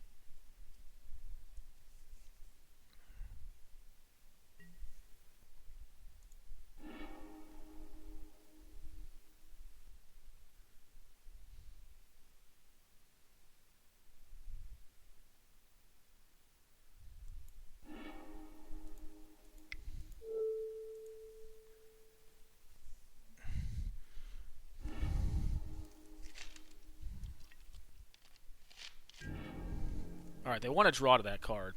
Okay. Okay, land. Nothing, nothing, nothing, nothing. Alright, nothing. Sick. Well, somehow we've stabilized this game. I'm not going to go like hi-ho silver here and just start like attacking them like wantonly. I'm gonna continue to cement my advantage that I've kind of eked out in this game. I did not think I was winning this game, but I think we managed to find the line. They'll discard their land they have in hand, undoubtedly. We'll draw a card. Okay, they have something. Yeah, it's fine. This thing can die.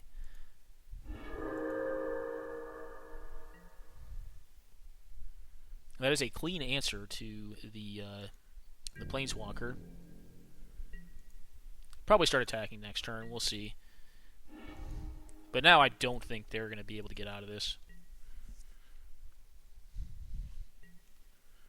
Okay.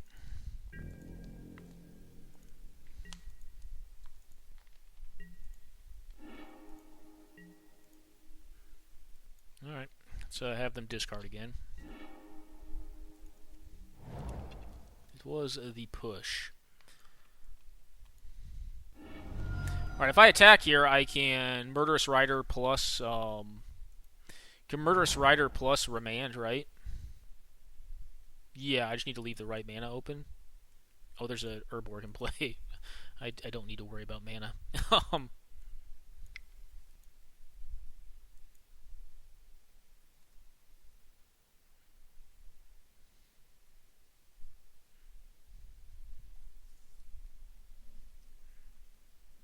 Alright, yeah, they agree.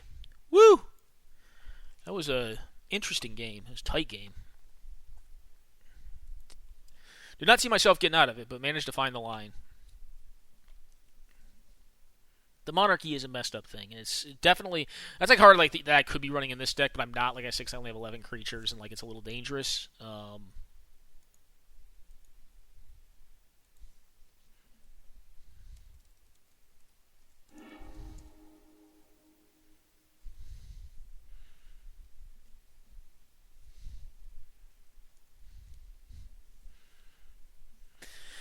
I'm going to keep this. It's nothing spectacular, but at a minimum, if we fade hand attack, which we may not, it's got a mana leak on for their 3-drop.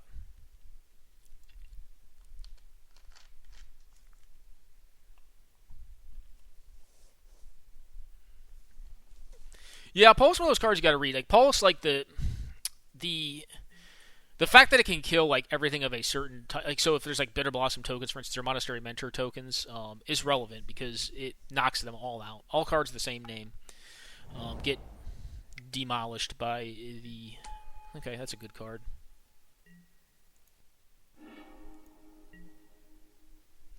An interesting thing I could do is this. Can Cling to Dust my own land in response to them activating this card, which is tricksy, but I think I'm going to do it.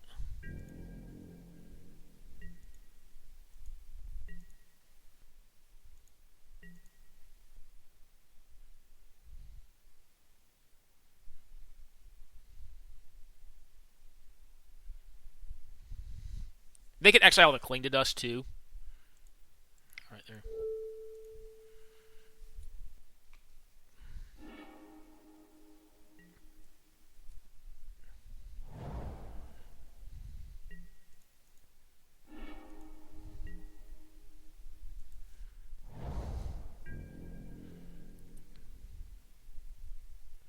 I do kind of want to kill this Deathrite. Deathrite is such a problematic card. Gosh, this card's annoying, guys.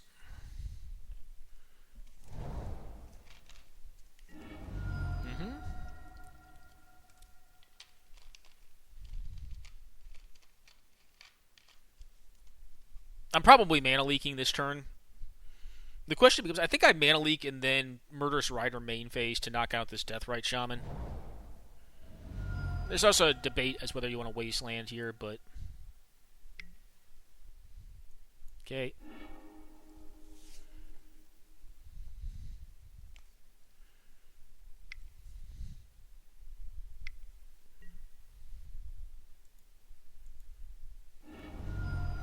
And I could allow that to resolve. I don't see that being anything good for me, though. Doing anything good for me. We'll get the Scrub-a-Dub here, or do I want to get Tundra? I'm going to get Tundra.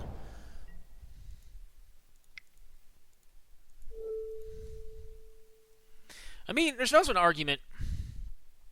It's kind of tough, actually. Like, I don't know. Okay. Well...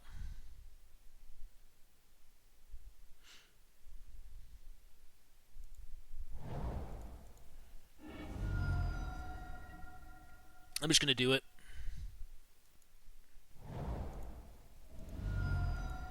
I don't know that it's right. We could be getting nailed by another 4-mana Planeswalker. But Wasteland doesn't do anything there. I can't cast the Supreme Verdict this turn. At a minimum, this gives me Mystic Sanctuary to get back the leak if I want it. I may not want it. It also takes them off a mana this turn, so if they're mana shy, I can Wasteland them next turn and just pass back. Alright, they have a land, so they have a 4-drop walker, is the question. Hopefully not. But we'll see. Could also just play out this Murderous Rider and then Wasteland them too. Alright, Kaya. It's annoying, but it is what it is.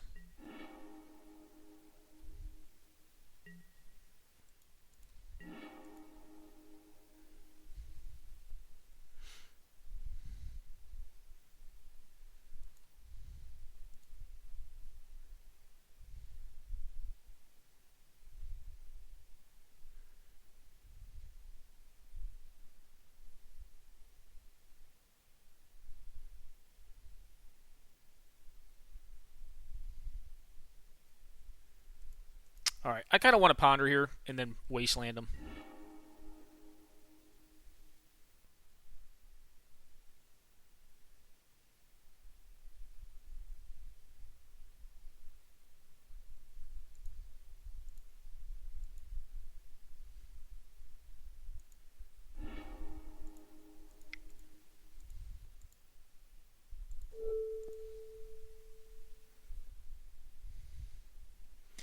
This will help inform the Wasteland. Their hand is bad.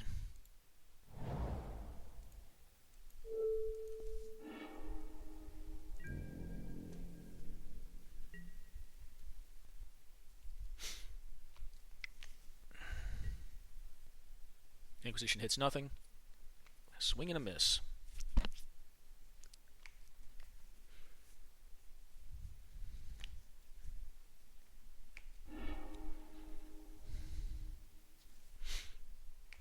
They're going to start playing their lands out for sure here. I didn't need to wait. I mean, after I chose that line, I'm going to Wasteland them for sure just for tempo. Alright, well, we get back a Brutality if we really wanted it, but I don't think I need it.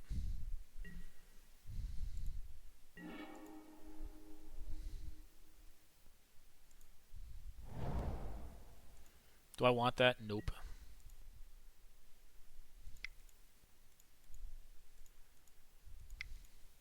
This also clears the way for Kaya, so I can double down Ticker and just knock one of these lands out of their hand.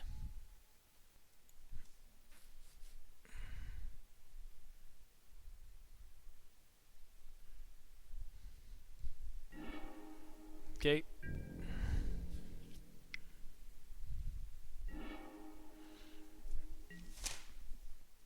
What do they discard? Karn's Bastion, be my guess? No, they discarded the Sunbattle Grove.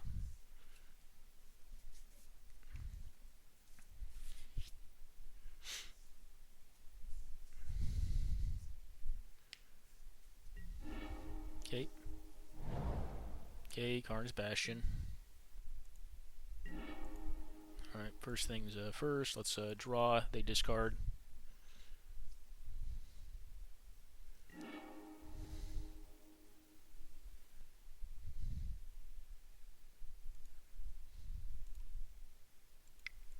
Their story's not checking out. Gonna just Jace here, top them.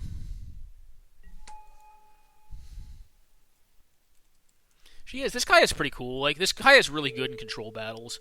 She's good once you stabilize, too. She just kind of gives you so much value.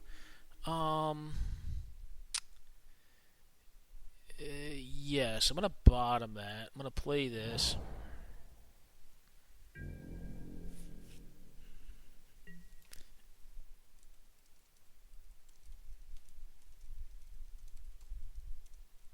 She's a really good control card. I like her for controlling the board.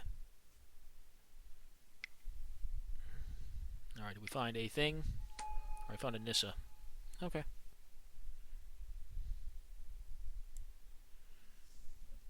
So we can make a bunch of 1/1s. Which is cool. I could have just given them the Treetop Village. The problem was I'm a little mana shy right now from Supreme Verdicting on their turn. I'm going to try to do that, though. Okay, get burned.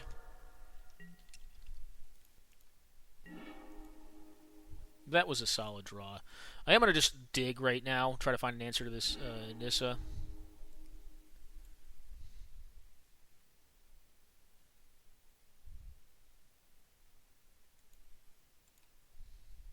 I don't need this card. Well, actually, I want to put that second. I want this card. I don't need this card. So this should go second to top. Top. I have to exile this.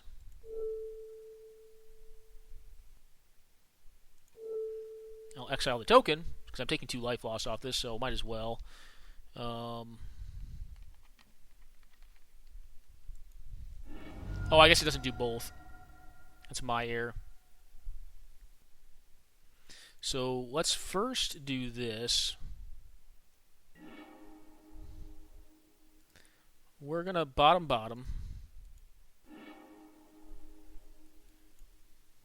Play our land.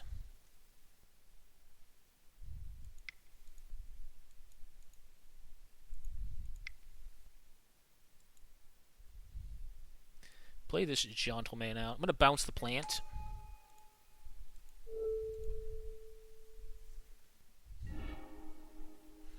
Vindicates the kind of card we're looking for here.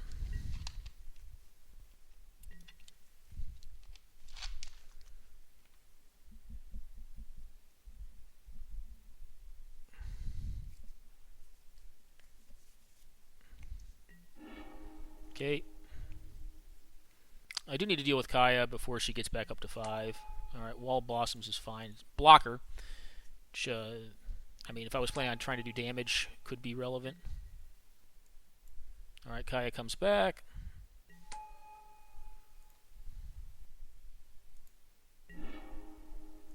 No, there's a Batter Skull. I'm going to discard draw with Kaya here and try to get into more mana. Sweet. Uptick to Ferrix is all he can do this turn.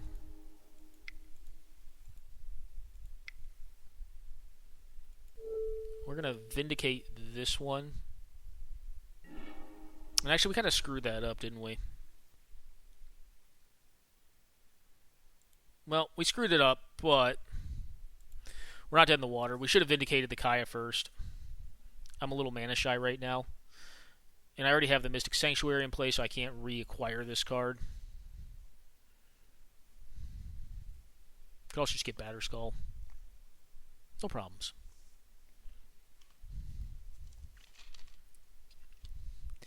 What I could do is... yeah, I could just blow up their board on their turn. And then their Kaya's up to 3, it goes to 4. But I can play a Snapcaster to threaten it. Post-Wrath. Or I could just Stoneforge main phase and get Batter Skull. Batter Skull doesn't come until it's at 5, though, which means it can kill me, I think, yeah. Could also just play out this... the Murderous Rider's not right now. They got blockers on board. And I'm not going to get above 10 or 9 or whatever this is going to be. A lot.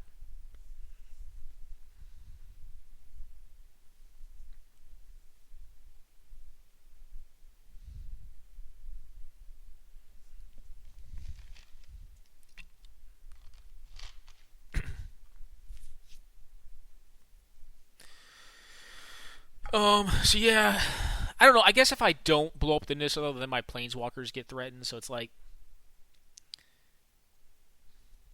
yeah, but then I could have Wrath. Yeah. I played this weekly. I think I should have Vindicated the Kaya first, because that allows me to use Snapcaster for value. Yeah. Weak line on my part. Oh, no problems, man. I do want mana. Like, I'm a little mana shy right now.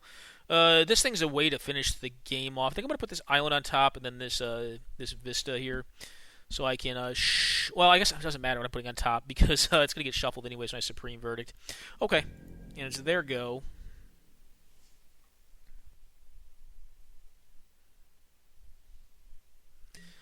One issue with the Batter Skull is that the Germ token can be killed by Kaya, but it means I'm not dying to Kaya. Also have the Force of Negation here to, probably pitch the Esper Charm. Esper Charm can be used to fog a draw step. Oath of Kaya. Alright, so what I'm going to do here is this. I'm going to fetch. This would kill me. So it's a pretty good draw. I'm going to find... I need a white source. Well, I can't draw a white source here. That is unfort. So what I'm going to do is this. I'm going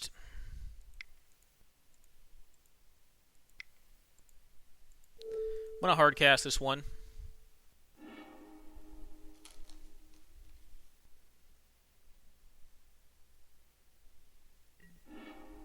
Okay, they get my 2 cards.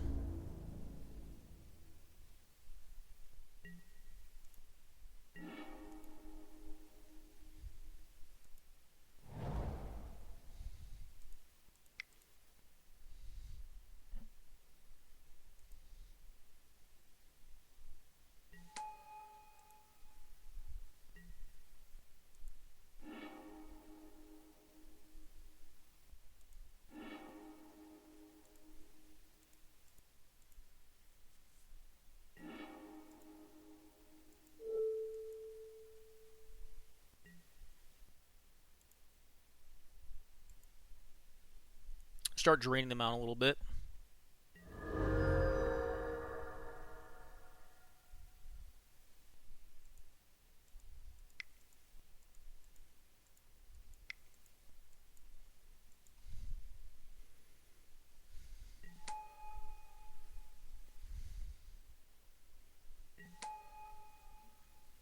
And try to get aggressive with them. This is going to take them off the Kaya plan at a minimum, unless I top deck like a really good, like a way to win. But like 4 life is a lot for their deck, like not for a red deck or something like that. But I don't think they're going to be able to do 4 damage to me. All right, they drew a forest, so now they need to make decisions with Kaya. All right, they're just going to uptick her. All right, well Kaya's not going to ultimate then, because I can just bounce the Wall of Roots and kill Kaya. Okay, that is cool by me. Can actually, do I need Kaya anymore? I can still save Kaya.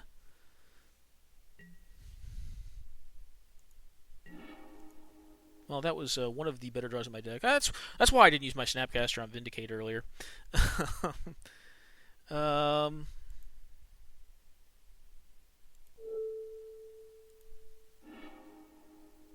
Just gonna bounce this thing, kill the Kaya.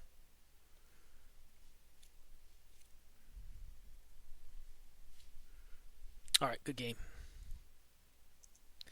Kill the Kaya. We'll Esper Charm on draw step to get rid of both the cards they have, because it's an instant speed card, instant speed discard spell.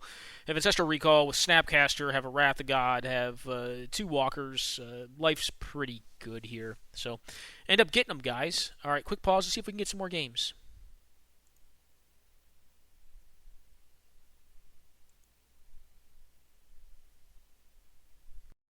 Guys, we are back. We're going to be doing some recorded gameplay now. We're playing against Sand Whales here with this deck. Sand looks fine. We're playing against a white deck, white weenie deck it appears. So get a Kithian down. Umezawa's Jit. Jit's a card that can be worrying, but like, I do play some creatures, but not like infinitely many. Get Thalia down, equip Jit. In response, just blow the Thalia up. I'm sorry, I stifle it. Leaving the Thalia in place. I cannot cast Swift End off of Murderous Rider, so I need to wait for 1 more land drop because of Thalia. So I just go ahead and stifle it here to take up their turn, basically, and get a free draw step. Trying to look for, like, something that doesn't care about shit, like a Planeswalker. Kind of find a lot of lands here, so my draw has been okay, but this Thalia is kind of crimping my style. After their equip here, I've basically wasted 4 of their mana at this point. I'm just going to go ahead and Murderous Rider this card. Or, I'm sorry, Swift End this card off the Murderous Rider. Put the rider on an adventure. At this point, I need to start getting a clock on him, so I put down the rider and leave up Miscalc. They go ahead and try to cast a Blade Splicer. I go ahead and counter it. I have Snapcaster to recast the counter spell or the Collective Brutality as needed. Draw Cling to Dust.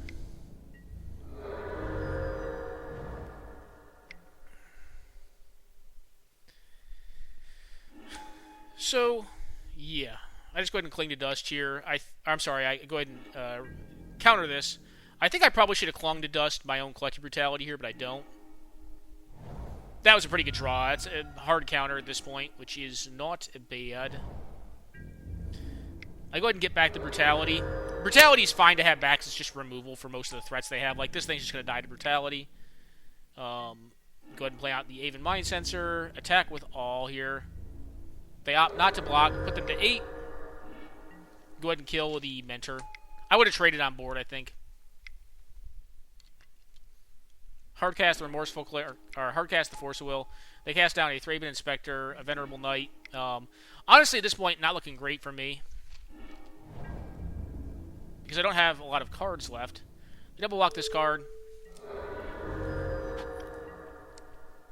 And evidently they don't like what they see. They go ahead and concede here. They have a Jit in play, though, so I don't think they're in like the worst of spots.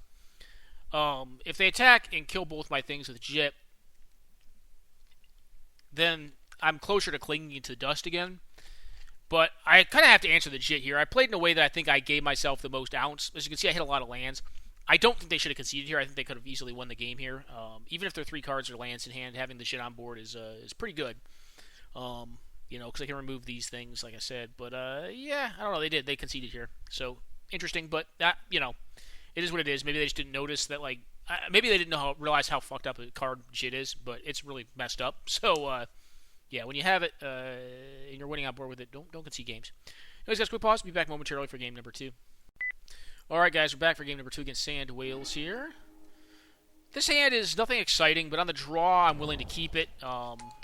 They have a fast start with Mox into Thalia, which is frightening. I'm just going to go ahead and play my tap land down here. Latnam's Legacy was a great draw. It's going to allow me to filter through all these lands that I have.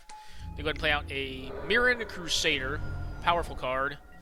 I've got a Wrath now. It'd be nice to be able to wait to that, but I'm not going to have time to wait for that. I cannot counter that with the Mana Leak.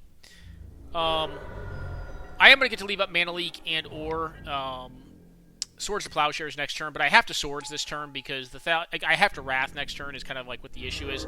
So I Wrath the Thalia, or I kill the Thalia to set up for Wrath on the following turn.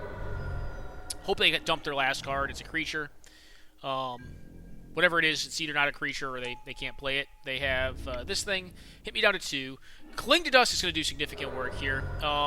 This is one of those things, like, you definitely need to pay attention to like what your cards do. Because my opponent, I think, could have stopped how I eke back into this game. I have Cling to Dust, so I'm not going to die to the Smuggler's Copter. I can gain some life with it. But they do have this Scavenger Grounds, which can't actually negate that or nullify it. I do go ahead and Cling to Dust, targeting one of... Oh, I'm sorry, I do this first. I do this first because Cling to Dust is a cheaper spell. And I want to see if I can get into something that deals with like the board. I go ahead and Path to Exile, the card that is going to basically prevent me from using any targeted removal in the future, the Mother of Runes. They go ahead and activate the Smuggler's Copter here. I just go ahead and get rid of one of the creatures under the Mirren Crusader, go up to 5. Yeah, if they just used the Scavenger Grounds in response, I would have been dead. So that's definitely something to make sure you pay attention to. I do go ahead and Sinister Sabotage here to build up for another Cling to Dust. Maybe they're just going to miss it entirely. They play on a Monastery Mentor, Mentor of the Meek. If I have a Fatal Push, so that's a good one.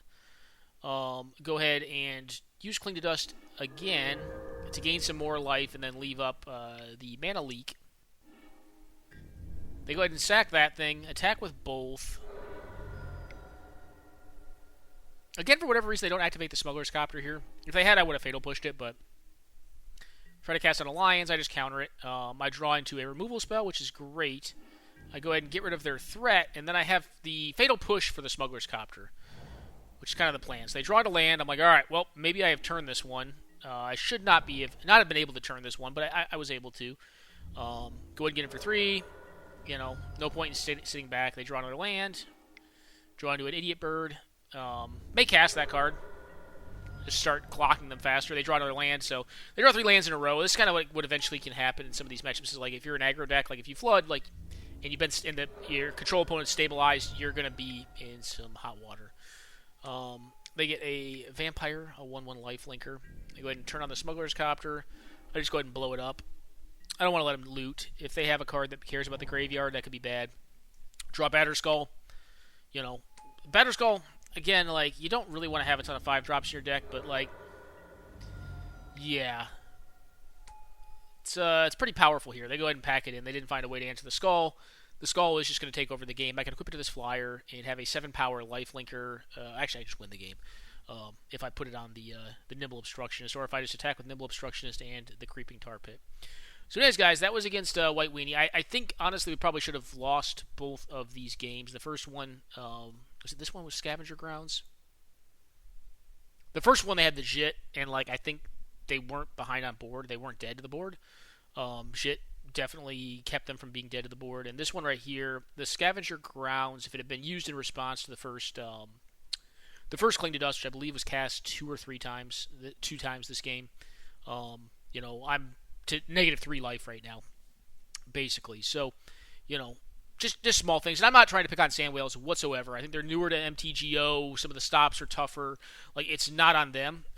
But it's really more so to point out all the small things that, you know, go into every deck in the format, to include like the more aggressive decks like White Weenie or Red Deck Wins. Some folks will say that these decks are not hard to play, but like there are certainly, like, you know, smaller incremental things that, like, you can do right and wrong in playing them that, you know, can up your equity by a ton. So yeah, anyways, you know, we were kind of able to exploit either them missing the line, or Moto, you know, not being as savvy with Moto, and we kind of got him here. That's not like me trying to exploit it either. It's just, you know, it's what it is. So, anyways, I don't think I should have won either of these 2 games, but managed to get them. I do think it's a winnable matchup, though. You know, as you can see, like, we are capable of stabilizing. Beating Thalia on turn 1 and turn 2 is harder for decks like this. It's a bigger deck. It's got a lot more spells in it. It's an 11-creature deck, you know, so that will be a challenging card for it for sure, especially if it's backed up with a significant amount of pressure. Alright, guys, quick pause. We'll be back momentarily for some more gameplay with Esper Control. Alrighty, guys, we're back. Playing against Glib Reaper here. This hand's fine. It's got a Planeswalker, it's got a Counterspell, it's got a Tutor, and it's got Cling to Dust, so if they're a graveyard-based deck, that's going to be great. It's also just a free card engine. It's kind of funny how Cling to Dust is like... Cling to Dust really reminds me of, like, Whispers of the Muse. If you're familiar with that card, it's a 1 blue mana instant. You draw a card, and it has buyback for 5. So for 6 mana, for the low rate of 6 mana, you can draw a card every turn at your opponent's EOT, which is generally how you'd use it. But it's funny to me, like, how when you put a smaller ability that also has light, like, basically when you put Healing Salve and Whispers of the Muse together on a card that also, like, have Cremate on them, it's very good. Opponent evidently just misses on lands here. I can't remember if they mulligan into Oblivion or not. I don't think they mulligan into Oblivion. They just don't have anything, and the Liliana just takes over the game. I'm sorry, guys. This is probably not a great game to catch. This is maybe game 2's better. That was well, not a game. All right, guys, we're back for game number 2. I recalled one of these games was not good. I thought it was game 2 that was bad. It was evidently game 1. So Windswept Heath. This is a game though. That I think at least goes on for a while. I think Stoneforge takes over this one. So I've got Spell Snare up, which is great. So if they try to cast like a Bitter Blossom, their own Search for His Content, I think they're on a 4-color deck here, 4 or 5-color deck, like a 4 or 5-color mid-range deck.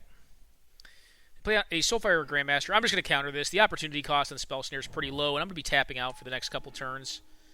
So I think just taking away their thing and forcing them to play to the board is good, and if they want to kill this Stoneforge, they can. Monastery Mentor is a spooky card. In my mind, I'm like, well, I kind of want to try to Fractured Identity this card. I actually go for a Brainstorm here to see if I'm going to find lands. I'm not going to, so I actually Latnam's Legacy to get rid of the Counterspell. I want these other cards more, because I don't feel like I'm going to be able to Counterspell on the next turn. And I think Brazen Borrower is going to be more important for dealing with the Monastery Mentor. I do go ahead and bounce it on upkeep here. I kind of have a read that like they're on like an Abrade or a Kolaghan's Command or something like that. They play out this card and then opt not to cast it, which to me tells me a lot. Like I'm like, all right, you're on Kolaghan's Command. I'm I know you are. It's not a Braid, it's Kolaghan's Command here. So I'm fine to cast the Batter Skull out and then use the Daze to protect it, because I think it's going to be Kolaghan's Command returning like Soulfire Grandmaster and then blowing up the Skull. It is. So I go ahead and just Daze this card, get down the Batter Skull, and then at this point have, the World's War Oyster at this point. We have the mana to return it, so it's going to be really hard to kill. They have Bojuka Bog, which is an interesting card in their deck. Get a Murmuring Mystic, which I believe I just Fractured Identity. Just steal it. I do go ahead and get my bird down, my Brazen Borrower. Because I drew the Unexpectedly Absent, I think it's just 100% fine. And I also have Council's Judgment. It's 100% fine, I think, to tap out for the Fractured Identity. They're on 2 cards, and I think at this point it's going to take some pretty miraculous draws for them to get out of it. They cycle, find a Marchesa, and yeah. That's it. I mean, introducing the Monarchy on this board state's a fairly risky proposition. I believe I just equip all of this on the Brazen Borrower. Oh, no. I Unexpectedly Absent from Bazillion here. I Unexpectedly Absent, I believe their Dire Fleet... No, I'm sorry, their Marchesa. Yeah, like for 4. So they're not drawing it for a long while, and then I just attack with all of my things and stuff. They're going to 0 if they block... So they have to block the Batter Skull, basically. The Batter Skull is the only thing they can block there if they don't want to die. They opt to perform Honorable Seppuku, though, and we managed to kind of grind him out here. Alright, guys, quick pause. We'll be back momentarily with more gameplay of the deck. Alright, guys, we're back. Playing against player Gosma here. They're on Red Deck Wins. Pretty much like the fastest variety of it they can be. They play on a Gitu Lava Runner. I just go ahead and play a tapped Watery Grave out. Probably go for the throat, anything they play next turn. We'll see, though. I'm just going to leave it up and see what my options are. They go ahead and Wasteland me. I go ahead and just kill one of their things. I'm not going to hold... I think one of the things you can make a mistake on is like holding your cards too long in this matchup. Like, oftentimes you'll say like you want to hold your cards. I feel like in this matchup, like you need to trade cards very aggressively with them to prevent damage. So I'm at 6, but they're down to 1 card. So what do you got? Exquisite Firecraft is fine. I'm down to 2. But now, like, I'm kind of on a stabilized board. They go ahead and blow this up. If they have a card, they can win this turn. If they have a burn spell, they can win this turn. If it's a creature, they cannot, unless it has haste. And now I have Absorb, which is going to be a big game. And eventually, maybe I'll resolve this Baneslayer Angel if, enough goes right for me here. I draw Inquisition, which gives me a look at what I assume are 2 burn spells. They're 2 pump spells, though. I go ahead and sack the Teferi because I want to get to my land drop and hit this Baneslayer Angel while their board's open. They attempt to play this. I just go ahead and absorb it. Put him up to 5, which means like outside of Thunderous Wrath, there's not much they could draw. Or Price of Progress could kill me here. But I don't think it's worth not tapping out here. Because if they have basically like 95% of the rest of their deck, they're just going to die to Baneslayer Angel. If they have like... what's another one that could be problematic? Like, I guess like any permanent base one's not going to be problematic. Like, it's really just Price of Progress or bust here. Is the only way they get out of this. And they go ahead and concede to the Baneslayer Angel here on turn 9, turn 8. Alright, guys, quick pause. We'll be back momentarily for more gameplay against Red Deck Win. Alright, guys, we're back. Mulligan to 6 here. Need a hand with some interaction. The first couple hands were just too slow and clunky. They have down a Monastery Swift Spear. They have the Strip Mine again, which is rough. But if they go ahead and Strip Mine me here, I'll probably just path this thing, or plow it. I go ahead and plow the thing. I think it's possible I should have, honestly, I guess I have this Latinum's Legacy. I get rid of the Miscalc here. Could have been Memory Lapse as well. So they have a Smuggler's Copter. Kind of hurting here. This is not looking good. It's possible I wanted to just ponder on my turn, but like I feel like it's going to get worse for me if I try to ponder. They're probably going to try to play another threat out to up the clock. They oblige here. It's luckily this card, which, I don't know, it's possible you want to wait on that card, just due to the fact that like they can make it uncounterable. I generate a bunch of mana, convert it over to blue, because the most likely draw I get is Brainstorm or like some other cantrip. Go ahead and look, put away some cards, fetch. I'm going to play this Plague Engineer, probably naming Human. because this means they have to have another creature card in their hand or off the top of their deck to activate the Smuggler's Copter, so it kind of kills two birds with one stone if they don't draw. But they draw a card, they need it, which is reasonable. I mean, it happens. They ditch the Robber of the Rich because they're just milling, which makes sense. You generally want to mill. I attack here because I'm going to Wrath. I'm going to cast a Supreme Verdict and hope to have them miss a creature. We're at a virtual 7 if they have another card, go to the bin. I could play out Jace here and top, but I have to leave up my double counter spell. I cycle here. Force of Negation is enough for me. I'm going to go ahead and look at the top, put the Hellrider on the bottom of the deck because I don't want my Jace to die automatically. I mean, I might actually just die from Hellrider. They draw land instead, which is P good for me. Fresh Identity is a fine card, but not really in this matchup. I go ahead and dig a little bit because I want to get rid of that Fractured Identity, I think. Play out the Teferi, bounce the Smuggler's Copter. I'll probably allow the Copter to re-resolve, and then counter whatever their next card is after Smuggler's Copter. Smuggler's Copter, very good card, but obviously it needs something else to be true, which is that you have a creature on board. They drew a creature, which is not unreasonable either. I just go ahead and counterspell it. They go ahead and blow up my Teferi, which is fine. It's not hugely relevant in the matchup, but it is somewhat relevant. Play on a tapped land. Price of Progress is irrelevant here. I can counter it, and I'm aware that it's a thing that could happen to me, but they've flooded a bit here, and we're kind of just taking advantage of it. We've also helped him a bit with Jace as well, right? Now we've got our own clock down. It's not a very fast clock, but it's a clock with significant disruption backing it up and 2 cards a turn. They cast a Chain Lightning. I tap my mana, and before they even see the spell, they just go ahead and concede. I'm going to Cryptic Command this card, and then I'll probably deprive the next thing, or maybe even force a negation it. If it's nothing that's that relevant, I'll probably just allow it to resolve and then vindicate it.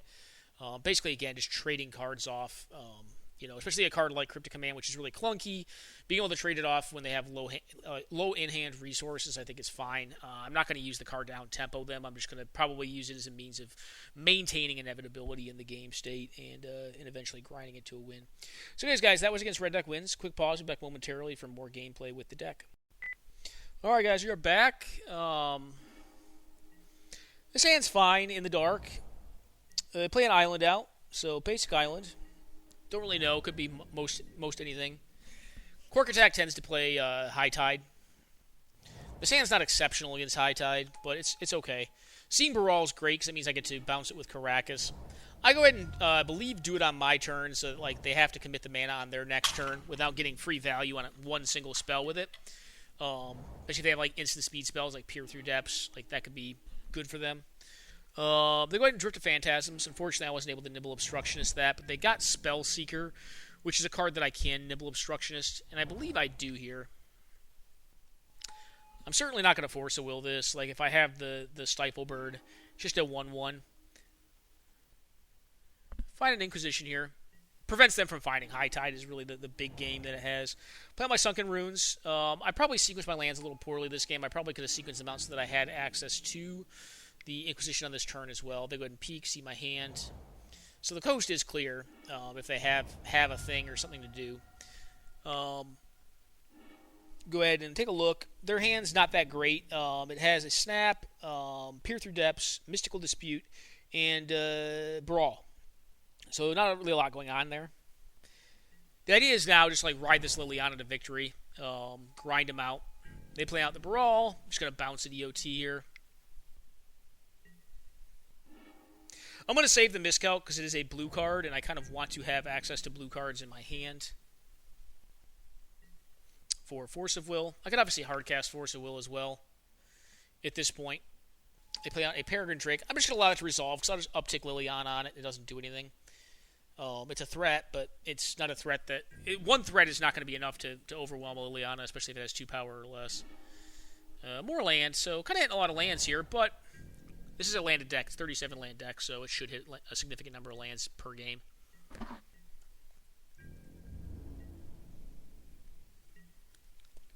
Play a lot of Drago here, which generally is going to favor High Tide. Then I draw a bomb. Cling to Dust is an utter bomb against High Tide. Again, in these blue mirrors, it's very, very good. Control mirrors, it's amazing. I like it in aggro matchups. I just think the card's really good. I wanted to give it a try, and I have been very excited to play the card in my decks. This gets around Mystic Dispute. Does not get around Muddle the Mixture, which they've drawn into. I just go ahead and use my my filter land to cast the Muddle the Mixture, and then Cling to Dust on Mystical Tutor. Draw to a Kaya. Kaya starts exiling cards out of their bin to gain some life and just get rid of cards. Try to get the most relevant stuff out of there. I'm going to go ahead and recast Cling to Dust here just to draw another card, find a Jace. Now, I probably can't lose. I've got multiple card engines going. Shroud of the Lock's a little embarrassing right now, because I've been annihilating their bin. We draw. Well, Stoneforge Mystic's a good one because it's going to allow me to find a way to win the game. Shouldn't have fetched there. I fetched out of habit post brainstorming with Jace. I have the Stoneforge Mystic, which is an additional shuffle, so I should have saved the shuffle effect for my follow-on Jace activation. That's a play error on my part. Alright, I'm making zombies at this point, so I think they go ahead and pack it in here. I just go ahead and exile this thing because I wasn't able to use a Liliana. I'd rather not have my Jace or my Kaya get attacked. Kaya's going to dome for, 9 next turn? And then they're taking 5. So they're not quite dead next turn, but actually I can add 9 plus 3, 12. They're pretty close, actually, because this bird can be used. But I'm probably going to save the bird just to stifle something, like a Giga Drowse or something like that. Anyways, that was game 1 against High Tide. I think High Tide's interesting, right? Because, in general, it has a pretty favorable matchup against most blue decks. Like blue-white, it's very good against. Blue-red, I think it's very, very good against as well. I think against Esper, I think Jeskai is, more of a toss-up. Jeskai is just a more matchup-neutral deck, and it has a lot of pressure. The mid-range variants. The control variants, can still kind of have some tempo lines because they have the burn in it. This deck does not have burn, but what it has that I think actually makes it decent against decks like High Tide or combo decks is all the hand attack you saw. It has a lot of bin hate, a lot of ways to accrue value. Cling to Dust was just, in my opinion, great. I mean, yes, I went with Walkers as well, but that card, in my opinion, does significant work in these style of matchups. Where it's basically a free draw engine, at the exchange of mana, that takes away a relevant resource from most opposing combo decks, while garnering you resources, which is good. Yeah, so that's kind of what you have in these matchups, is that you have the hand attack, you have the graveyard disruption. Like I said, I'm a big fan of the graveyard hate. Kaya, I don't know. Kaya's pretty medium, but I think I wanted to have her because it's one of the issues I found with this deck is it's not fast enough to really allow the graveyard zone to go rampant. But, now that you have Cling to Dust, you don't have to be Nile Spellbomb Deep, which is a card that I would play in these style of decks because I don't want to just rando lose to Storm. And even with significant hand attack, being able to hit the bin is important in my opinion. So as a quick pause, we'll be back momentarily for the next game in this match. Alrighty guys, we're back. And this hand looks fine. It's not great, but it's fine. They have a Wayfarer's Bauble. This deck is not fast that my opponent's playing, so I don't really need to have a fast hand either. This is a very reactive hand, but it has time. It's also got all of its colors of mana. There's a win con, a very slow one. Castle Ardenvale is, I like the card a lot. That card's really impressed me. In control shells. It's not a card I'd throw in every deck, but in this deck where it's very threat lean, having a source of mana that also can provide long-term means of inevitability is quite good. I just go ahead and remand this card. So one of the interesting things in this game that's worth talking about is I didn't burn off my Inquisition on turn 1. This is a matchup, and these combo matchups are matchups where I think it behooves you to save your hand-based interaction for a little bit. Now you're going to see me, but Gerard's Verdict them, get 2 cards in their hand, Peer Through Depths and Tropical Island. Because oftentimes they're going to spend their early turns Peer Through Depthsing, transmuting cards, and then when you hand attack them in turn 3 or 4, you just utterly ruin all of their plans they've been making. I believe that was for a Spell Seeker, and now you're going to see the Inquisition on turn 5 here, just ranch them. Get the Spell Seeker. They have Immortal Sun in their hand, which is a weird card, but it's a cool card. I'm just going to go ahead and daze this card. I'm going to hard cast Daze here. I don't need to bounce a land, and I would like to be able to cast my Batterskull. There's an argument to having Counterspell to Deprive there because I may want to save the Daze to protect the Batterskull. But I think the likelihood that they cast another 6-drop on their next turn, unless it's like exactly Time Spiral, is pretty low. So like I think that would have been like it's pretty low. It's a pretty low difference, but I think there's an argument to be made for it. They cast High Tide here. I allow it to resolve because they only have 1 card in hand. It is Gifts Ungiven. I go ahead and cast Counterspell on it, and they, I believe, concede the game. The plan here was to cast on the Brazen Borrower. Anyways, guys, that was this game against High Tide. It kind of picked him apart here a little bit. And again, I think it's the hand-based interaction. The counterspells are nice, right? But like I think like High Tide has enough counterspells that, like they can like fight you on a counterspell level. But when you start like counterspelling and hand attacking, I think it becomes fairly problematic for them. So quick pause, guys. We'll be back momentarily with the next game. All right, guys, we're back playing against Quirk Attack again. I'm gonna keep the Sand in the Dark. It's fine. It's got a turn to search for his content. It's got pitch counter magic. It's got an Esper Charm to get into more cards. You need to find a black source, but all right, they play out a Smothering Marsh or Smoldering Marsh. I'm sorry. I just go ahead and get the search down. I have board control under control of my hand. I just need to get mana to start going off. I believe I get lucky and find a swamp on top. Yep, that's what I was looking for.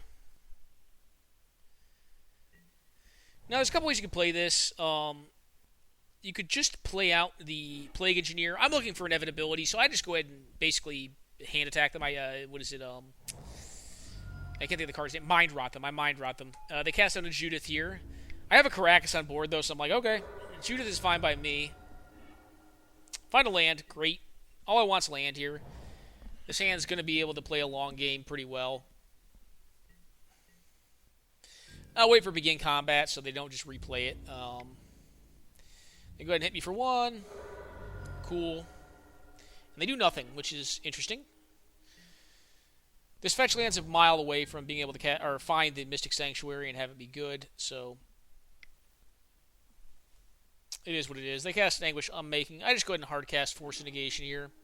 I get punished by some cards by doing that, but like I kind of want to have this search for his context. I think it's going to give me long-term inevitability in the game. I just go ahead and bounce Judith again. It's fine. I'm actually shocked the Goblin Bombardment got discarded. That card's really good. I just go ahead and bounce their thing. Buy some time. Make them replay their cards. They're a little mana shy right now, and if they're just playing a 1/1 for their turn, I feel pretty comfortable with that. Find a Mind Twist, which is just a ranching. Just really rough. I got to get rid of a Liliana and a Batterskull. I probably should have gotten rid of Batterskull and like probably Vendilion Click here, and kept the Liliana. Liliana is really good against their deck. I see the Mind Twist and I just go ham. I don't want to hit their hand. Yeah, they have 0 cards in hand now, so we got their whole hand. They managed to draw into a Grafted War Gear, which is a really good draw step. Like that's a very, very powerful draw. Go ahead and get rid of the Spell Pierce. So I lose my Chase, which is unexpected, unfortunate as well, but it's Magic. Sometimes folks will top deck. Play out a Vendilion Click here, targeting them to see what they drew for the turn. It's a land. That's cool. They go and attack. I'm going to block and then bounce with the Caracas. And then I'm actually going to target myself and probably get rid of this Plague Engineer, I think. And find Teferi. I just want to find ways to get more cards. Like I have them at no cards. Like I want to cement my advantage. Go ahead and flip the Search for Azcanta into Azcanta the Sunken Ruin. Go ahead and bounce the War Gear. Kills this thing. Turns it into a 2/2. Can block it on their next turn and then either trade or bounce with Caracas, but I think I'm just going to trade to keep the board open.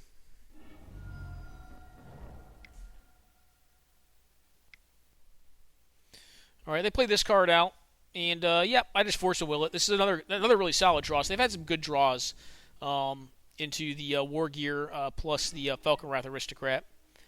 Go ahead and uptick the Teferi here. I believe this time I just trade off. My hand's not bad, so I'm just going to let it be. And use my mana to find more cards. Kaya is not a bad one. It's going to be a means of gaining life. It keeps, like, the Claim Fame we can knock out. It's just incremental. And there's a lot of cards in their bin, and there probably will continue to be because they're an Aristocrats deck. So eventually it may kill them. They go ahead and unearth this Doomed Dissenter. Don't equip it, which means to me they probably have some sort of kill spell or something like that.